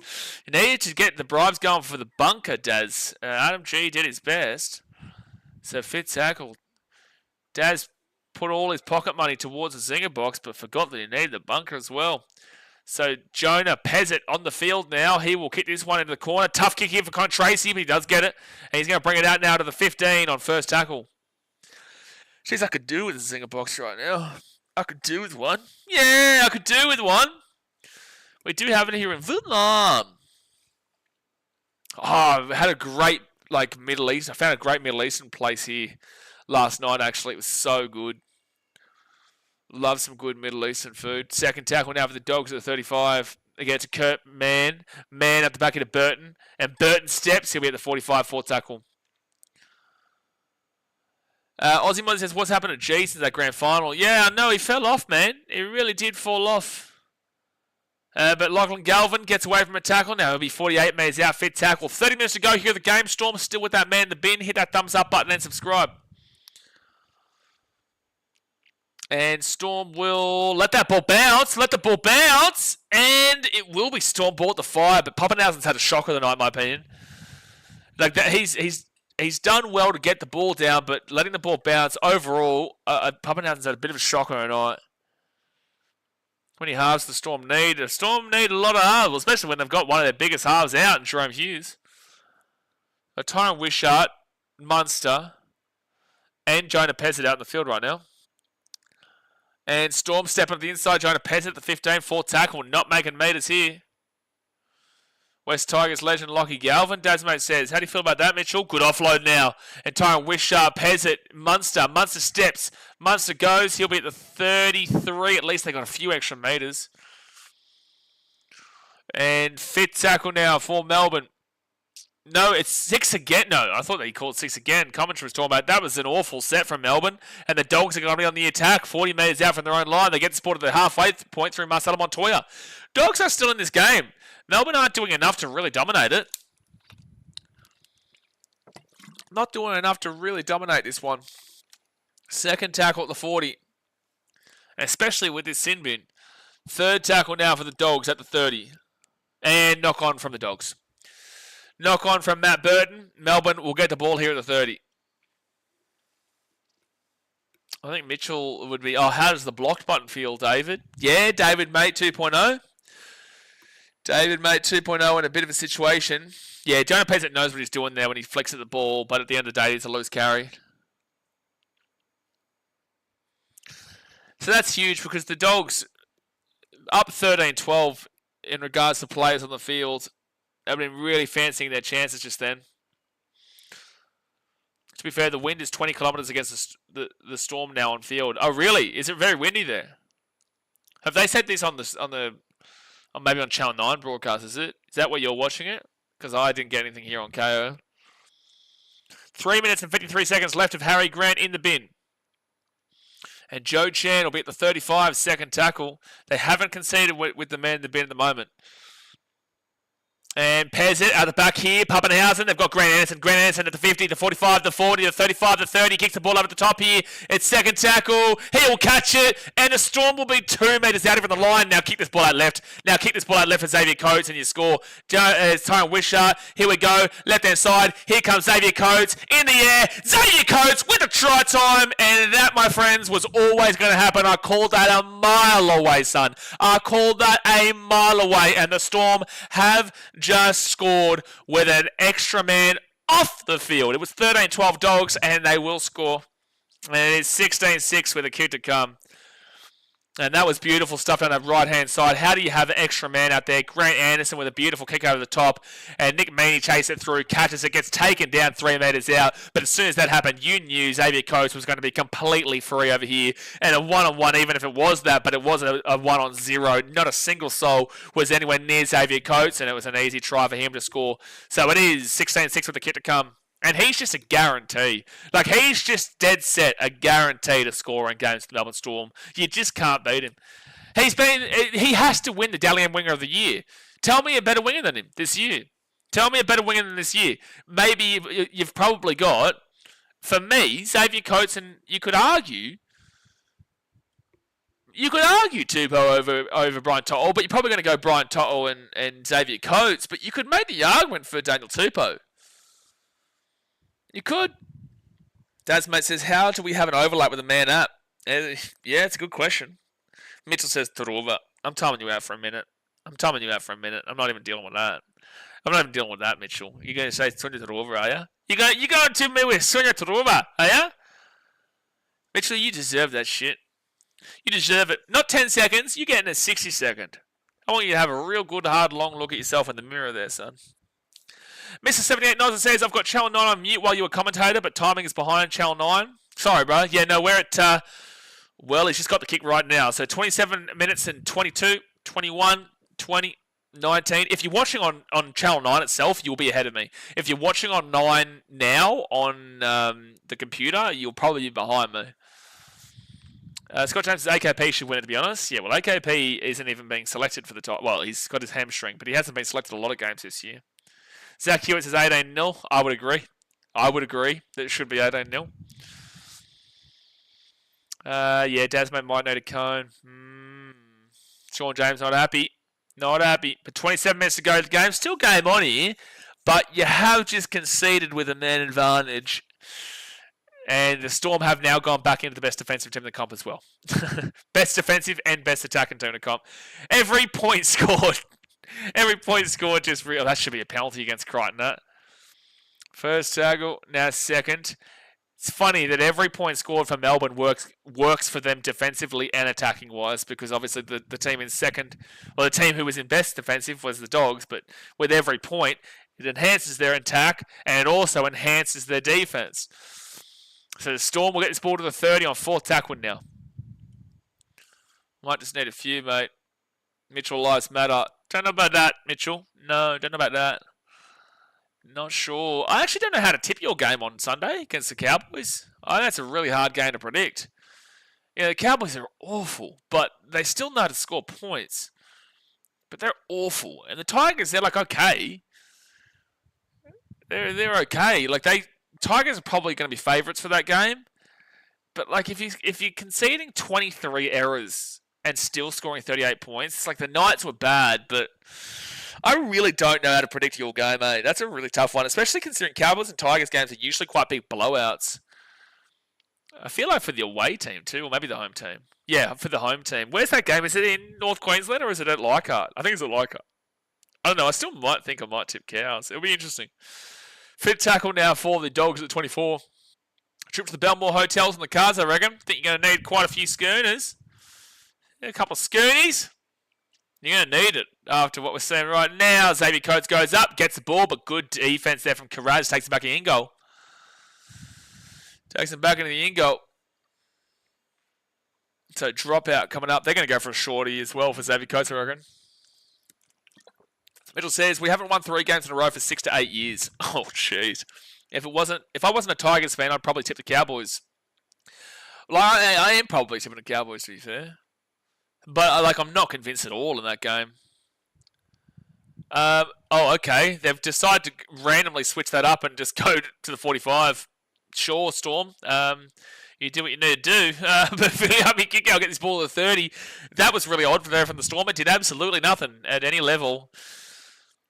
I think they thought that would look good in training, but it didn't hit. It didn't hit, lads. Second tackle at 20. Storm still with a man in the bin. Still Harry Grant off the field. This is your last chance with it, though, because I'm pretty certain he'll come back onto the field right after Crichton. Short ball into Jacob Preston, and he'll be 10 minutes out from the line. Third tackle. 25 minutes to go of the game. Now, Stephen Crichton. Out to Galvin. Galvin to Tupanua, and Tupanua is 7 metres out. Dogs have peppered this Storm line all game, but they just can't score. And Harry Grant's back to 13 on 13 now. The Storm have got their man back. That's a knock on. He's touched the ball. Yep, he has. Yep, it has knocked it on. Burton. Biffo! Biffo, son, slap him, you motherfish! Give him an elbow, you son of a slapper. Huh? Oh, Biffo. Throw a headbutt. Throw a flying kick to the throat, someone, would ya? We're not asking for much here. We're not asking for much. Yeah, Nick Meaney really gets into Burton here. He's just really lighting him up, and so is Grant Anderson. Then Burton throws the ball at... Oh, Viliami Kikau might get binned here. There is potential for Viliami Kikau to get binned. Oh, I think he could get binned here. He's come in after and escalated it. You do a lot of the time see bins. I'm pretty certain this might also be Grant Anderson bin as well. What? How are you not even talking to Viliami Kikau? Adam G, you are circle jerking the Bulldogs galore today. That's out of control. Yeah, sure. Burton then throws the ball at him, and Viliami Kikau comes in as a what? That is absolutely absurd. That is an absurd call from Adam G. Anyway, Bulldogs ball here at the 10. That is absurd. Viliami Kikau has come in running. You always see the player who comes in running to escalate. That's wild.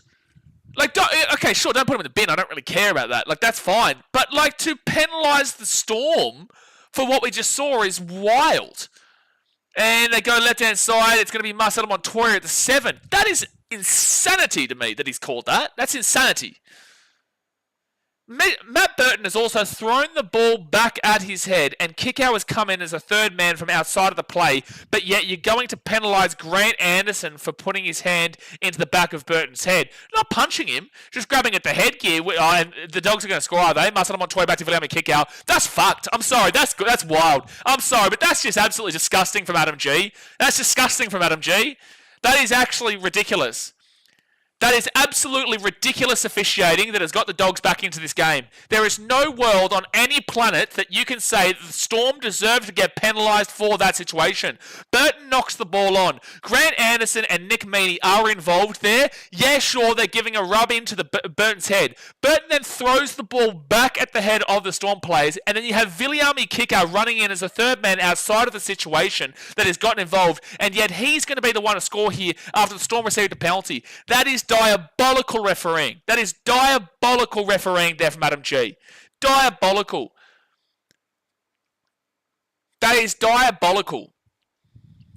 You blind the other Storm player pushing his head. Adam G is right. There is no way that you can... If you're going to say mutual infringement, then you say mutual infringement. There is absolutely no way that you say Grant Anderson has done anywhere near enough to call a penalty, whilst you've also got Burton throwing the ball at the head of a player, and you've also got Viliami Kikau coming in. He didn't warn Burton. He didn't warn Viliami Kikau. He just went immediately and said that everything is completely on you. I'm not even going to talk to the Bulldogs players. We see every single week in all games, if a player comes in from outside of a situation and runs in, they at least get a speaking to. A lot of the time, they will actually get a sin bin in the game. This one, no bin. Happy with it. But there is absolutely no way that the Storm should have been penalised for that when there is mutual infringements. There is mutual infringements. That is crazy. Crazy, crazy stuff. Jed says, to be fair, Crichton pushes the head of anyone he gets within arm's reach of. It's just wild. Never a penalty against him, though. It's wild the Storm have been penalised for that. So anyway, so it's going to be Stephen Crichton from the left-hand side to make it a 6-point game. Just insane, and Crichton will miss the kick. That's a really bad kick too. Anyway, 18-10. Game is on here. Like, at least we're seeing a close game here, but it's just a horrific officiating. Benz has pushed his head. He was patting his head. Now, like, at the end of the day, if you want to say that it's a bad on Nick Meaney or Grant Anderson for shoving it to the back of the head, sure. But you can't nullify the mutual infringement from Burton and also Viliami Kikau. That is the issue here. That is the issue. Brenton says, I think it was worth the penalty because Grant shouldn't have carried on like that, but could argue Villy should have had a chat too as well. That's the thing. It's a mutual infringement. You just say mutual infringement, knock on, because Viliami Kikau is running as the third man from outside of the play. Anyway, 20 minutes to go here at the game. Guys, hit that thumbs up button, subscribe. Dogs will get this ball at the 15. Down by 8 points. Jack Lewis has terrible call in such a big game. He tapped him in the head and got a ball in the face for it. Shocking. I know, it's crazy. It's crazy. It's absolutely insane. Anyway, second tackle left for the Dogs at the 22. At least we've got a close game here. Zach Hewitt says Adam G might not be leaving Melbourne tonight. Gee whiz. Third tackle now for the Dogs, and they're going to be 35 metres out from their own line. Bailey Hayward gives it to Harry Hayes and to Kurt Mann. Kurt Mann gives it out the right-hand side to Con Tracy. Con Tracy tries to step inside. Good defense there from Munster, and the Bulldogs will be at the 50. Mitchell says they made the exact opposite call the other week. Love the consistency. That's the problem. That is the problem ultimately. That's why we're arguing it, because they called that nearly a bin half the time in regards to what Viliami Kikau did, but yet he didn't even get a talking to. And Xavier Coates will grab the ball at the 5. They didn't even get a talking to. Papa says 2 tries Adam G this game. It was. Marion Seve at the 8. You could argue it, Apophis. You could definitely argue it. All right, so it's going to be Ryan Papanas. Now, we still need one more Xavier Coates try, don't we, Apophis, for one of our bets? But we got one. We definitely got one of them. So third tackle, and now Storm. Stefano Tukamanu. He'll get this ball here to the 20 on 4th tackle. Okay, says the G-Man must have his house on the Dogs. Anyway, I'll try and get off the referee to commentate the last bit of this game, but she whiz. Storm now 5th tackle at the 30. Not a great set here. Let's see if the Dogs can really start to hone on this defense. And well, right now they've actually gone back into the best defensive team in the competition as well. Actually, is it the same? Is it equal? They've given up 18, so they're at 384. The Storm have given up 10, so they're at 385. Okay, so the Dogs are 1 point best defense in the comp right now. Second tackle. At the 50. Raiders and Dogs giving them a check. Raiders? Oh, okay. Oh, yeah, Feckle. Yeah. Third tackle now at the 40. For me, if the Storm win this, I've still got the top 3 locked up. And now 4th tackle at 25. I don't think the Storm win my premiership. Kiraz has been great here today. 4th tackle, Dogs go to Kurt Mann. Kurt Mann to the 20. He'll flick it out to Lachlan Galvin. Galvin now, short ball, Jacob Preston. And Jacob Preston's going to be 5 metres away from the line. 5th tackle. 5th tackle. Bailey Hayward. He'll get this ball out the back here to Lachlan Galvin. Galvin kicks his through. Not a good kick. And Pappenhausen picks it up easily at the 5. And that's a penalty to the Storm. Wow, Adam G. Well done, Adam G. He's caught a penalty there for the Storm. Galvin's had a bit of a shocker today. But it is a penalty there for the Storm at the 5. Penalty. Bring back Tay for F. Tay for F. Oh boy.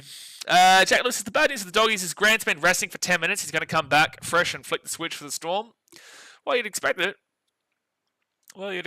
But 25 metres out, 17 minutes to go of the game. It's still well and truly on. Dogs just need 1 try, and they're only within 2 or 4. And Grant Anderson will be at the 30. But that missed kick is huge. And it was a massive scuff kick there from Crichton. All right, so Wishart, then to Ativalu Lisati, and he'll be at the 35. Ben says, wonder what Bellamy kicked after that horrific call. Yeah, he would have been fuming. Munster out. Here's Elias Katoa. Elias Katoa to the 45, to the 50. He's away. Oh, he's just shoved on Viliami Kikau. Yikes. There'll be 38 metres out from the line, 3rd tackle. Brenton says Grant didn't get the bin, Jack. He's talking about Harry Grant. Brenton. I understand you got confused because Grant Anderson, but he's talking about Harry Grant. And at the Pappenhausen. Pappenhausen's away here. Oh, taking out the 30. Good tackle there from Jacob Preston. Really good tackle. Harry Grant, he's going to go left-hand side. 4th tackle. They give it to Joe Chan. How long is Sean Ballor out for, by the way, for the Storm, for any Storm fans out there? Bree says, I need 1 more point. I feel like you probably should get it. They kick it up for Xavier Coates. He's going to catch it, throw it back inside of Pappenhausen, flicks it off again. And that's a knock on there from the Bulldogs. And this is going to be 6 again for the Storm. They're going to be 10 metres out, 0 tackle. All right, well, here's the game, Dogs, in my opinion. If the Storm score and convert here, it's 14 points. That's game. That's even arguably a penalty here. Bit of biffo. What are you going to penalise the Storm for it? Harry Grant. Oh, there is a biffo here. Cameron Munster and Bailey Hayward are actually grabbing each other. You've got to penalise Bailey Hayward, Adam G.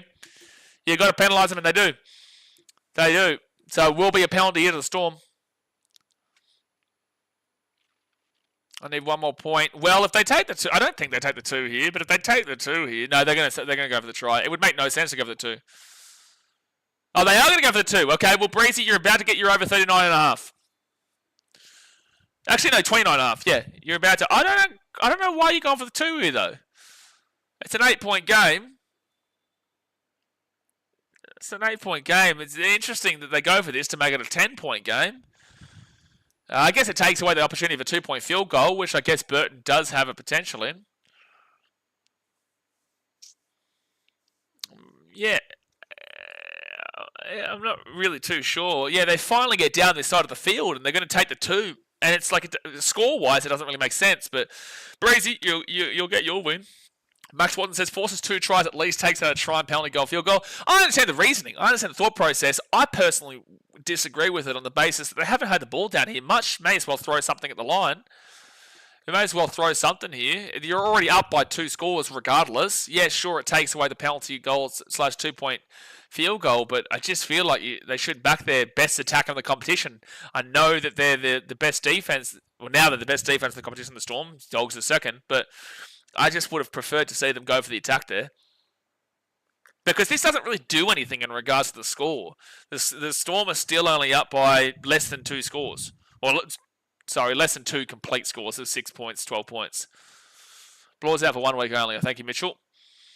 Jared Choice, easy 2 points. Easy 2 points just doesn't make sense score-wise. But, again, I understand the reasoning that would go into the thought process for it. So the Storm now, they'll get this ball to the 10, and it'll be Stefano Utukamanu. Don't forget, guys, we've got 3 big games tomorrow. Dolphins versus Manly. Last chance season for Dolphins, and Manly probably done anyway, but last chance season for them. Titans Warriors. Big game for the Titans to try and avoid the spoon, whilst the Warriors are obviously trying to fight for their top 4 spot, especially with the Panthers loss today. That was massive. But they are below the Sharks right now, the Warriors. So the Sharks are massive Titans fans tomorrow, and also massive Knights fans on Sunday. To avoid for the Broncos. So, yeah, Titans, Warriors, and then we've also got Eels, Roosters, and the Roosters are in must-win territory for the rest of the season, especially if the Dolphins beat Manly, because Dolphins will be top 8 tomorrow. Otherwise, Joe Chan, good run, but great defense there from the Dogs. Jacob Preston before he broke away.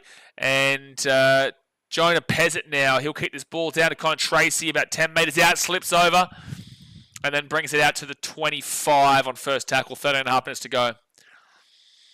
He says, let's go, I'll take it. Yeah, you got it in a really weird way, but you take it. You do take it. Second tackle now with the Dogs at the 30. Outscoring Adam by 10.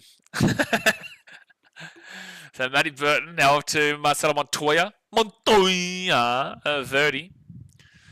Kate says should be only 20-6, if not 20-0. Nice English. Yeah, I agree.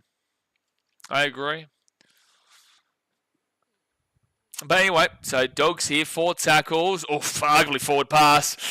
Harry Hayes has broken through. Pappenhausen, what was that defensive? Oh, no. Has he scored this? Oh, I think he's lost it. Oh, my gosh. I think he lost it in the field of play. It's going up as a no try here. Oh, that was... I don't know what Pappenhausen was doing defensively there. That was very reminiscent of when... Haumole Kawatu broke through against that Knights fullback a couple of years ago. Here we go. Xavier Coates comes through. He will slap down at the ball. He's going to be short here, and then he's going to lose it. Yep. Oh, Xavier Coates. Take a bow. That's incredible stuff. That is incredible stuff there from Xavier Coates. He stopped a guaranteed try there for the Bulldogs, and it's going to be Storm ball here at the 10. Unless it goes over to the dead ball, then that'd be a Storm ball at the 20. Yeah, wow, what a tackle. That is absolutely like that Haumole Kawatu situation, though, with Ryan Pappenhausen. Ryan Pappenhausen is backing away from Harry Hayes here. I don't understand why he's... look at Pappenhausen here. Why is he slowly jogging, then he's kind of coming, inwards, And then he's not even running as hard as he possibly could. If it wasn't for Xavier Coates, it's a guaranteed try. I don't know what Ryan Pappenhausen was doing there. Anyway, so it's the ball did go over the dead ball, so it went to 0 tackle. So now it's first tackle at the 35. They got the ball at 20. Cryptic says, why was Puppy pedaling back? That's what I'm saying. I can't remember who it was. Brenton, you'll remember. Hamoli Olakuatu. It wasn't David Armstrong. Wasn't Tex Hoy. Was it Tex Hoy? Who was the fullback for the Knights who backed away from Olakuatu and he just scored? I think that was in Mudgee too, actually. It might have been a draw that game. 16-16 or 18-18 or something like that. Lachlan Miller, thank you, Lagan. That's the one.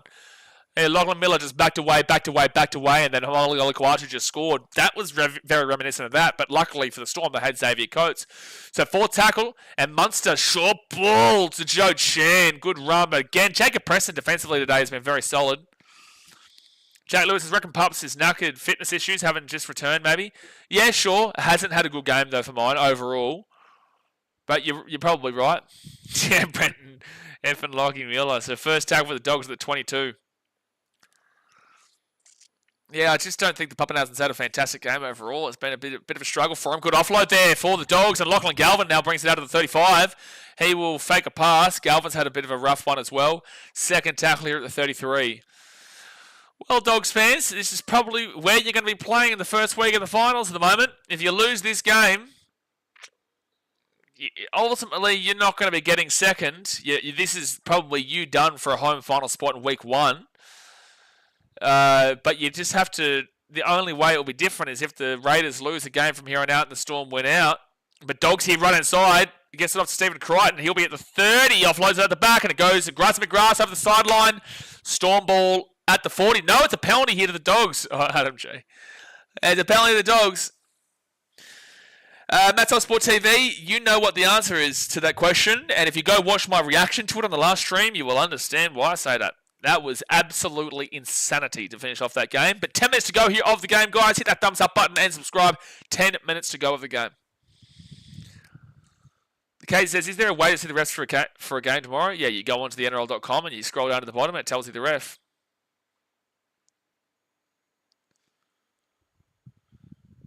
Wait, what's happened with Harry Hayes? Harry Hayes is out for the rest of the game, is he? Yikes, dude. God bless him. All right, so Dogs now at the 25. First tackle. Need to come away with something. You've been down here a lot. You've had a couple of controversial tries, specifically your first one. But if you can score here, who cares? Lachlan Galvin, Matt Burton, short ball, Jacob Preston, great defensive tackle from Marion Seve, just saved arguably the game. Dogs now flick the ball at the back, it's Grass McGrath, and it's going to be Dogs 10 metres out. Is that Reed Marnie? I think so. Out to Stephen Crichton. Crichton out the back. Try time for the Dogs. Jacob Carraz. That's a nice try. That is a nice try. And maybe that 2-point penalty does come into play here in really good terms. Because with that try, now it is still a 6-point game. So maybe I was just thinking of my rocker. So 9 minutes to go here. The Dogs will score in a corner. Their first, for me, legitimate try of the game. Their first, for mine, legitimate try of the game, but they are within 6. Jack looks at this referee has bet his wife on Melbourne to win this game. On Melbourne to win this game? There's no way you're saying Adam G has been beneficial to Melbourne in this game. No way. Lagan says his Friday lineup has really lived up to it. Yeah, this game's been fine. The last game was way better, but like this has still been this is still a very good game. 6-point margin. But no, I'm very glad that it's lived up to it overall. There's nothing possible that could beat the finish of that last game though. Like that was just insanity. For Nathan Cleary to take a field goal from 35 metres out, you think it's guaranteed. Hits the left post, bounces in, Raiders get it, and then run the length of the field for a try. You just can't ask for anything more than that. All right, so Stephen Crichton here. He shanked his last one. Important kick here because it means if he gets it, then they'll only be down by 4, so a converted try would win them the game. And the Dogs will hit the post and miss. So it is a 6-point game. Stephen Crichton with a poor miss there, hits the post and bounces back in. Just ask Nathan Cleary how it feels to hit that post. Bree says, where's that game rank in your top endings? Top endings? Probably number 1. Oh, maybe 2. No, the 2015 NRL Grand Final. Oh, geez, you probably go... Like, it's hard. Are we talking regular season? Regular season, that's probably 1. Regular season, that's 1. But if we're talking like finals, Roosters Tigers 2010 in semi-finals was incredible with Sean Kenny-Dowell intercept for 70 metres. You got 2015 with Ben Hunt dropping the ball in the grand final in extra time against their biggest rival, the Cowboys. Cowboys had never won a grand final before and kicked a field goal with Jonathan Thurston to cement his GOAT status. And then you've got the Panthers versus Broncos 2023 grand final with Nathan Cleary. The Panthers were down 24-8 with 16 minutes to go in the grand final and came back and won it in the last seconds with Nathan Cleary scoring the winning try. You know, the finals is separate, but in regular season terms or individually based, like just based off of how crazy the moment was, that probably would be the best. Lagan says Cowboys versus Knights ending last round is up there. You're getting a minute timeout just for even reminding us about that game. They're reminding us of the existence of that game. You are a Muppet. So 4 tackle, we'll see you in a minute, Logan. We'll see you in a minute, buddy. So 4 tackle at the 40, and they go grass McGrass. Oh, jeez, Max King's lucky to not knock that ball on. All right, comment in the chat, guys. Do you think the Bulldogs have the ability to come back in this game? They're only down by 6. It's been a controversial game, but at the end of the day, it is close. Is that a 40-20? Grant Anderson, are you off? Are you crazy? Is Grant Anderson crazy? He's inside the 40, but is Grant Anderson crazy? He just let that bounce. He had played it. That was a 40-20. Well, the Dogs are 10 metres out here. You have a chance to tie this game up right now. That's a great kick from Matt Burton, but Grant Anderson, you are crazy. 6.5 minutes to go here of the game. 6 points the difference down here in Melbourne. Either way, Bulldogs will finish 3rd and the Storm will finish 2nd, but they would be equal on points if the Bulldogs could win this game. It's just the points differential separating. 2nd tackle, Lachlan Galvin. They want to get a kick close to the post, though, because they've had a pretty bad day converting. 3rd tackle now. They roll it back. It's Reid Marnie. He goes to the left-hand side. Kurt Mann. Matt Burton. Burton. Viliami kick out. Knocks the ball on. And the Storm will get the ball. The 10-0 tackle. Yikes. Big yikes, Dogs. That was your chance right there. 6 minutes to go. And Viliami kick out will Vili Bombili give away a penalty as well. Storm at the 20. We'll get a penalty for an offside, but that's rough there. Viliami kick out, knocks the ball on, 10 metres out, 3rd tackle, and then I think might be the one to give away a penalty too. No, I think not sure. But anyway, penalty inside 10 metres. Zach says, I want to throw up. How is this close? Well, the Storm has still given away a few errors, dude. They had 8 errors at half-time. Like, 8 errors at half-time is wild work. And they've currently got 9 errors now, so they've actually limited their errors. The Dogs were at 7, now they're at 12. So the second half, the Dogs have actually still made more mistakes, funnily enough, even though the Dogs have had plenty of attacking possession. Play the ball speed's pretty average for both teams. Dogs are just under the 80% completion rate, 78%, so that's not great. Now it's 76%, 30 from 39 from that Viliami kick-out knock-on. But the Dogs have had 46 more runs. They've had 46 more runs. It was equivalent at halftime. It was the same at halftime. They both had 100 runs. Now the Dogs are at 200. The Storm are at 155. That's insane. The Dogs have had all the ball in the second half. So the Storm will kick this one down to the Dogs at the 10. Con Tracy gets the ball at the 15. 4.5 minutes to go at the game, guys. Hit that thumbs up button and subscribe. Sheephead Muppet. Dasmate's not happy. And the Dogs will be at the 20 on 2nd tackle. Logan says, on you, Adam G. What a man. What a man. Definitely wearing Dogs jersey today. But 3rd tackle of the Dogs is still going to go 75 metres. 4 minutes to go. Reid Marnie to Kurt Mann. And that's just to tie the game up too. That's not to win it. That's to tie it up after that missed Crichton kick. Crichton sets back onto the inside and don't throw the ball over the sideline like he's done a couple times. 4th tackle here at the 45. Lachlan Galvin. The Storm have run up in the line, and Galvin will be at the 45 on 5th tackle. Geez, how clutch was that 2-point penalty, by the way? I was completely wrong, and I put my hand up. I was completely wrong. It was really important, actually. All right, they're going to let it bounce again here, the Storm, and it's going to be a great bounce for Melbourne. It's going to go out for a 7-tackle set. That's a huge bounce there. Could have easily been the worst thing. Could have easily bounced back to the Dogs and would be ripping into them, but they do let it bounce, and it does go dead. Jay Lewis, the Storm take the field goal now, surely if they get within 30 metres? Nah, you don't risk a 7-tackle set. 10 years ago, before the 7-tackle set thing happened, you would have seen teams going for a field goal up by 6. Now it's not worth it. Unless there's 30 seconds left, now it's not worth it because you're risking a 7-tackle set for the team that's already down by 6. So it really doesn't make a great deal of sense for the most part nowadays. But it used to be a big play to go for the 7-point lead. I'm not saying teams won't do it. I just think it's much less likely for teams to risk that nowadays. Second tackle at the 45, and it's going to be Elliott Katoa who'll get this ball here to the halfway point. Yeah, Swearjar done well in the chat tonight, absolutely. But what a day of rugby league. What a day. Just an incredible day. We were all excited for it, and it lived up to it massively. Forward tackle at the 33. Now, if they want to try and take the 7-point lead, they can go for it. I just think it's an extremely risky play if they do, and it's going to be Stefano Wutukamanu. You better hope you get it. It is a day. It has been a day, and they do go for it here. They do go for it. Here's a field goal, and they're going to give away a 7-tackle set. I just don't understand the point of it. I just don't get it. If you're not going to get it, it turns out to be a brain-dead play. If you get it, it's incredible, but it's just not worth the risk. You've just given the Dogs a 7-tackle set at the 20. I don't understand why. I don't get it. Anyway, Dogs here, 0 tackle at the 30. Yeah, sure, they've still got to score, but I just think it's a pointless risk.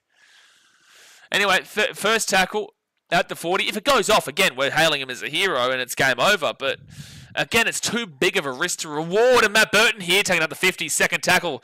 This is probably your last set here, Dogs. You might get 1 tackle after this, 1 or 2 tackles. Jamin Salmon at the 40, third tackle. Minute and a half left here of the game. Reid Marnie to Lachlan Galvin. Galvin, Jacob Preston. I've really liked Preston here today. 4th tackle at the 25. Especially defensively, Jacob Preston. Not much attacking-wise, but defensively for sure. Lachlan Galvin, Jamin Salmon. Salmon out the back into Burton. Burton out of Viliami Kickout. Viliami Kickout! 10 metres out here from the line. 5th tackle. Here's your chance, you Dogs. Here's your chance. Here's your chance. This is it. Matt Burton puts that one up. It'll be close to the post as well. And, oh my gosh. I don't know. Crichton's claiming this. I don't know, though. I think this is a mistake, but they're going to claim this here, Crichton.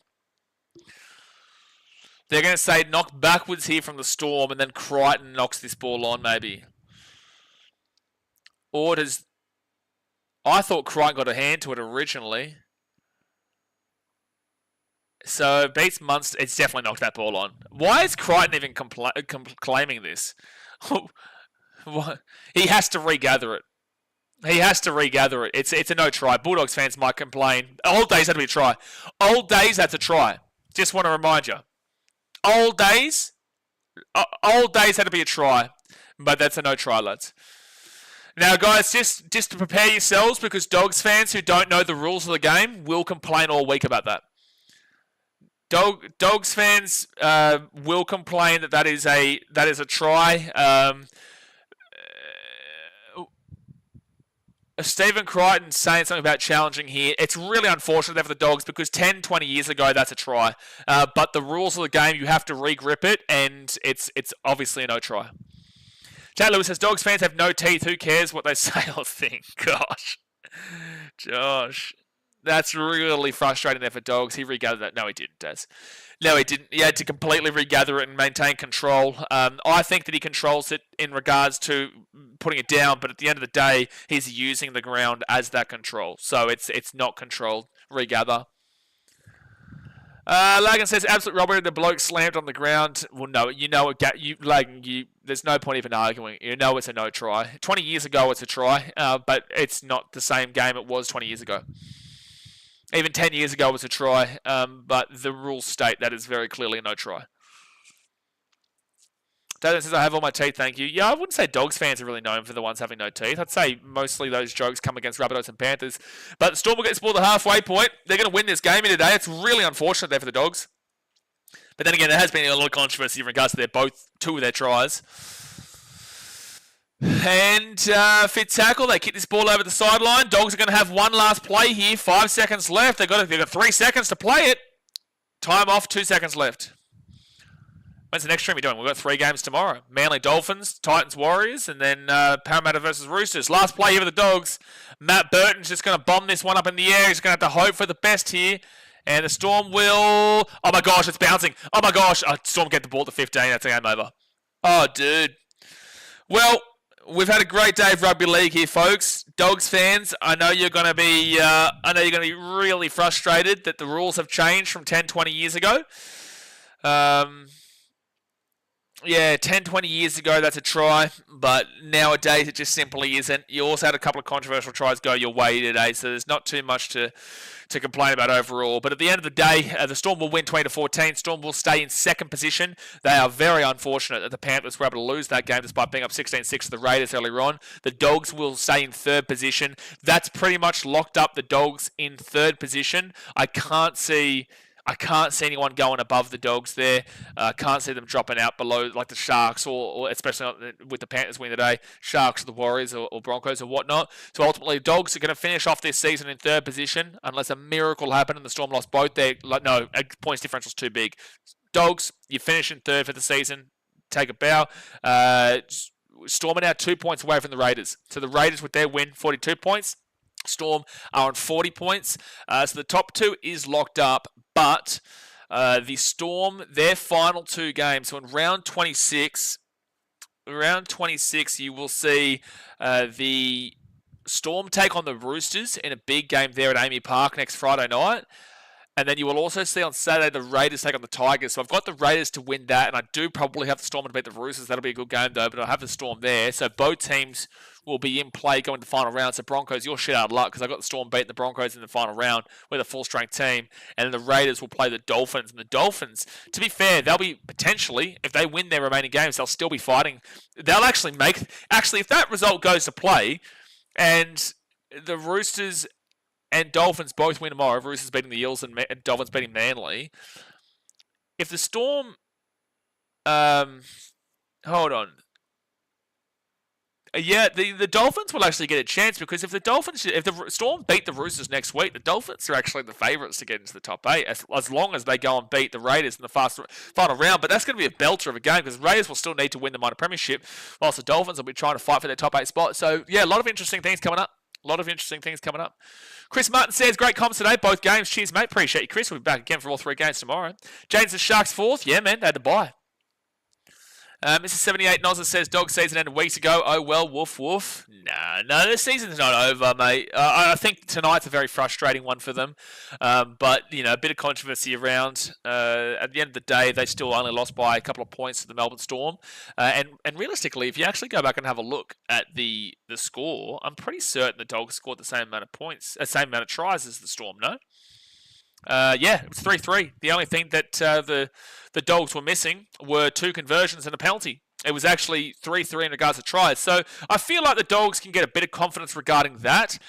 But outside of that, the Dogs are still, they're now pretty still poor against top 8 teams overall, and it's a bit of a worry.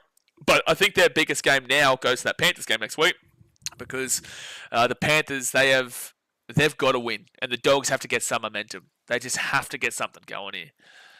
Benjamin says, didn't know you could hold someone fighting for the ball. That's great. The first try for the Dogs probably should have been a try, and also the second try came off the back of a penalty that probably should have been a mutual infringement that the Dogs shouldn't even got a penalty for.